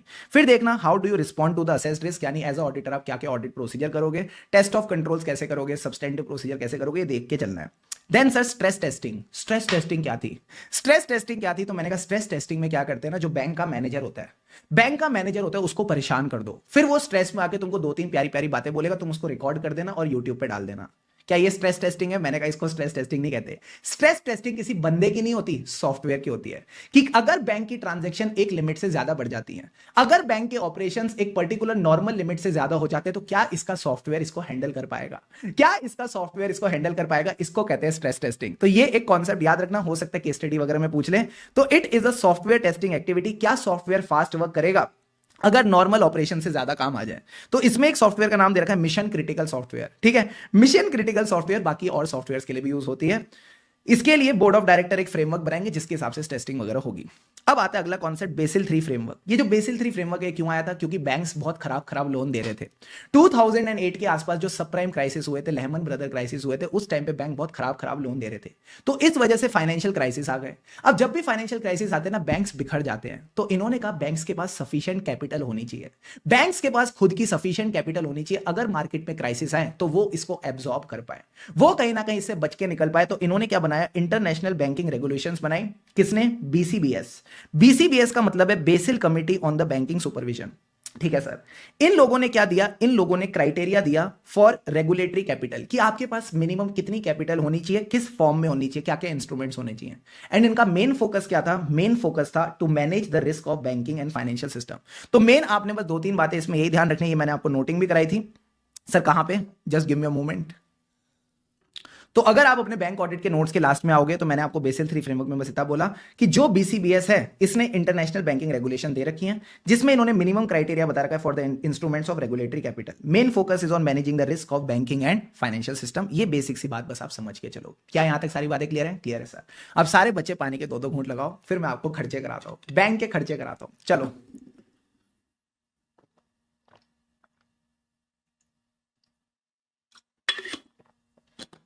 All set, done done done done done sir. अब चलो खर्चे पे चलते हैं। आ जाओ सारे बच्चे मेरे साथ। सबसे बड़ा और सबसे पहला खर्चा, सबसे बड़ा और सबसे पहला खर्चा बैंक के लिए क्या होता है? Interest expense. भाई मेन खर्चा यही है, मेन खर्चा यही है। जो भी आप बैंक के साथ सेविंग डिपॉजिट रखते हो, फिक्स डिपॉजिट रखते हो, उस पर इंटरेस्ट मिलता है। हाँ सर, तो वही तो बैंक का सबसे बड़ा खर्चा है। तो जो भी इसने डिपॉजिट्स ले रखे, जो भी बोरिंग्स ले रखे हैं, उस पर इंटरेस्ट आता है। अब एज अ ऑडिटर तुम इस इंटरेस्ट को कैसे चेक कर सकते हो? सबसे पहले कहता है ratio analysis. Sir ratio analysis में कैसे होगा? सारे बच्चे इस प्रैक्टिकल एग्जांपल से रिवाइज करना। मैंने कहा 3 तरह के अकाउंट होते हैं, current account, saving account, fix deposit. इस पे इंटरेस्ट पे करना पड़ता है। हाँ, मान लो इनका जो रेट बैंक का चल रहा है 0%, 4%, 7%, करंट अकाउंट पे कोई इंटरेस्ट नहीं होता। तो मैंने क्या किया? इनसे रेट ले लिया। ठीक है सर। फिर मैंने इनसे पूछा बताओ साल भर में कितना इंटरेस्ट पे किया? तो कहता है सेविंग अकाउंट पे 4 लाख, फिक्स डिपॉजिट पे 7 लाख। फिर मैंने पूछा तुम्हारी एवरेज लायबिलिटी कितनी थी? तो इसमें 1 करोड़, इसमें 1 करोड़। तो मुझे बताओ रेशियो कैसे निकलेगा? रेशियो निकलेगा इंटरेस्ट पे डिवाइडेड बाय एवरेज लायबिलिटी। तो या 4% या 7%। सर ये तो रेट्स मैच कर गए। हाँ, ये रेट्स मैच कर गए, इसी को कहते हैं रेशियो एनालिसिस। तो ये कहता है auditor wants to assess the overall reasonableness of the amount of interest expense. कैसे चेक करेगा? By analysing the ratio of the interest paid divided by average liabilities during the period. But modern day की बात करूं तो ये सब time pass करने की जरूरत ही नहीं है। क्यों? जो इंटरेस्ट एक्सपेंस है that is automatically accounted by the core banking system. क्या ये पॉइंट क्लियर है? हाँ सर। यही जो चीज मैंने प्रैक्टिकली बताया उसको इंग्लिश में लिख दिया। फिर आता है sir weighted average rate. Weighted average rate में क्या होता है? जो भी आपके डिपॉजिट्स हैं क्वार्टरली उसका अमाउंट ले लो। जैसे Q1 में सेविंग अकाउंट में थे 800 करोड़, फिक्स डिपॉजिट में एवरेज लायबिलिटी थी 200 करोड़। अब इनका वेट कितना आ गया? 80% और 20%। एग्रीमेंट में रेट कितना है? 4%, 7%। तो वेटेड एवरेज रेट कितना आ गया? 4 का 80% 3.2%, 7 का 20% 1.4%, तो टोटल वेटेड रेट आ गया 4.6%। ठीक है सर। अब मैंने बैंक से एनुअल अकाउंट्स मंगाए और उस पर मैंने देखा Q1 में कितना इंटरेस्ट पे हुआ था और एवरेज बैलेंस क्या था, उसके हिसाब से मैंने रेट निकाला Q1 का, तो वो भी 4.8% आ गया।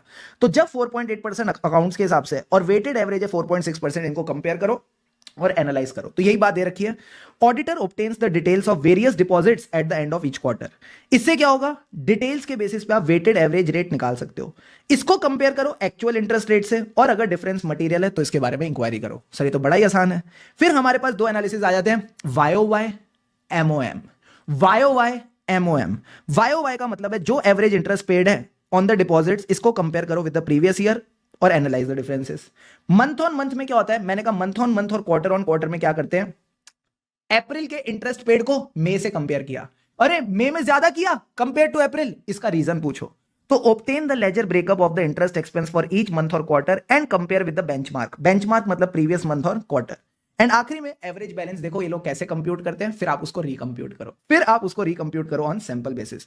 तो ये 5 तरीके हैं जिससे आप कर सकते हो। यही कि ये चीज आपके यहां पे लिखी है, ये मैंने आपको क्लास में ऑलरेडी नोट डाउन करा दी। अब आ जाओ अदर पॉइंट्स। अदर पॉइंट्स में कुछ नहीं, एक बार इनको रीड करके चलना। हम इसकी कंप्लीटनेस, रेट्स और इंटरेस्ट देखेंगे। कंप्लीटनेस मतलब सब डिपॉजिट्स पे है, कंप्लीट अक्रूवल आपने किया है, अगर चाहे तो रिकंप्यूटेशन ऑफ अक्रूवल भी कर लो। ठीक है सर। रेट्स किसके हिसाब से होने चाहिए, आरबीआई एग्रीमेंट, इंटरनल रेगुलेशन, और इसमें कोई चेंज है तो वो भी देख लो। फिर हम इंटरेस्ट देखेंगे on the saving account as per the RBI and bank, interest on the inter branch account as per the RBI and head office. ये बेसिक बात आपको पता होनी चाहिए। अब शुभम सर ने अगली चीज कौन सी कराई थी, ऑडिटिंग द ऑपरेटिंग एक्सपेंसेस। सारे बच्चे बोलो क्या ये क्वेश्चन एग्जाम में आएगा? यहां तक आते आते सारे बच्चों की क्या हो जाती है, सिट्टी पिट्टी गुल। तो हम अगर ये क्वेश्चन एग्जाम में आया, पूरे में से पूरे नंबर लाएंगे। तो sir auditing the operating expense में क्या क्या देखते हैं, सारे बच्चे जल्दी से पॉइंट्स बताएंगे। सबसे पहले वाउचिंग एंड वेरिफिकेशन, तो जो भी रेंट का खर्चा है उसके लिए एग्रीमेंट चेक कर लो, यानी डॉक्यूमेंट चेक करो और उसकी कैलकुलेशन। बहुत ही बढ़िया। दूसरी चीज मैंने क्या कहा था, डाइवर्जेंट ट्रेंड्स। डाइवर्जेंट ट्रेंड्स का क्या मतलब है, फॉर एग्जांपल अगर मैं पावर एक्सपेंस की बात करूं दिल्ली में, तो सितंबर से दिसंबर में पावर का बिल बढ़ना चाहिए या घटना चाहिए? सर सितंबर से दिसंबर में ठंडी आ जाती है, ठंडी में एसी कम चलते हैं, तो पावर का बिल घटना चाहिए। तो अगर घटने की जगह बढ़ रहा है तो ये गड़बड़ है, गड़बड़ को अंग्रेजी में कहते हैं divergent trend. O my God, तो ये चीज भी देखेंगे। इसके अलावा मैंने कहा था इंटरनल कंट्रोल्स देख लेना किस तरह से इनके प्रोसेसेस है, अगर इंटरनल कंट्रोल अच्छे हैं तो कम टेस्टिंग करेंगे। एंड आखिरी में substantive analytical procedure. Substantive analytical procedure में क्या करेंगे, हर खर्चे का जो टोटल है उसको डिवाइड करेंगे विद द टोटल एक्सपेंस। ठीक है, टोटल ऑपरेटिंग एक्सपेंस। एंड ये जो रेशियो निकल के आएगा इसको कंपेयर करेंगे प्रीवियस ईयर से।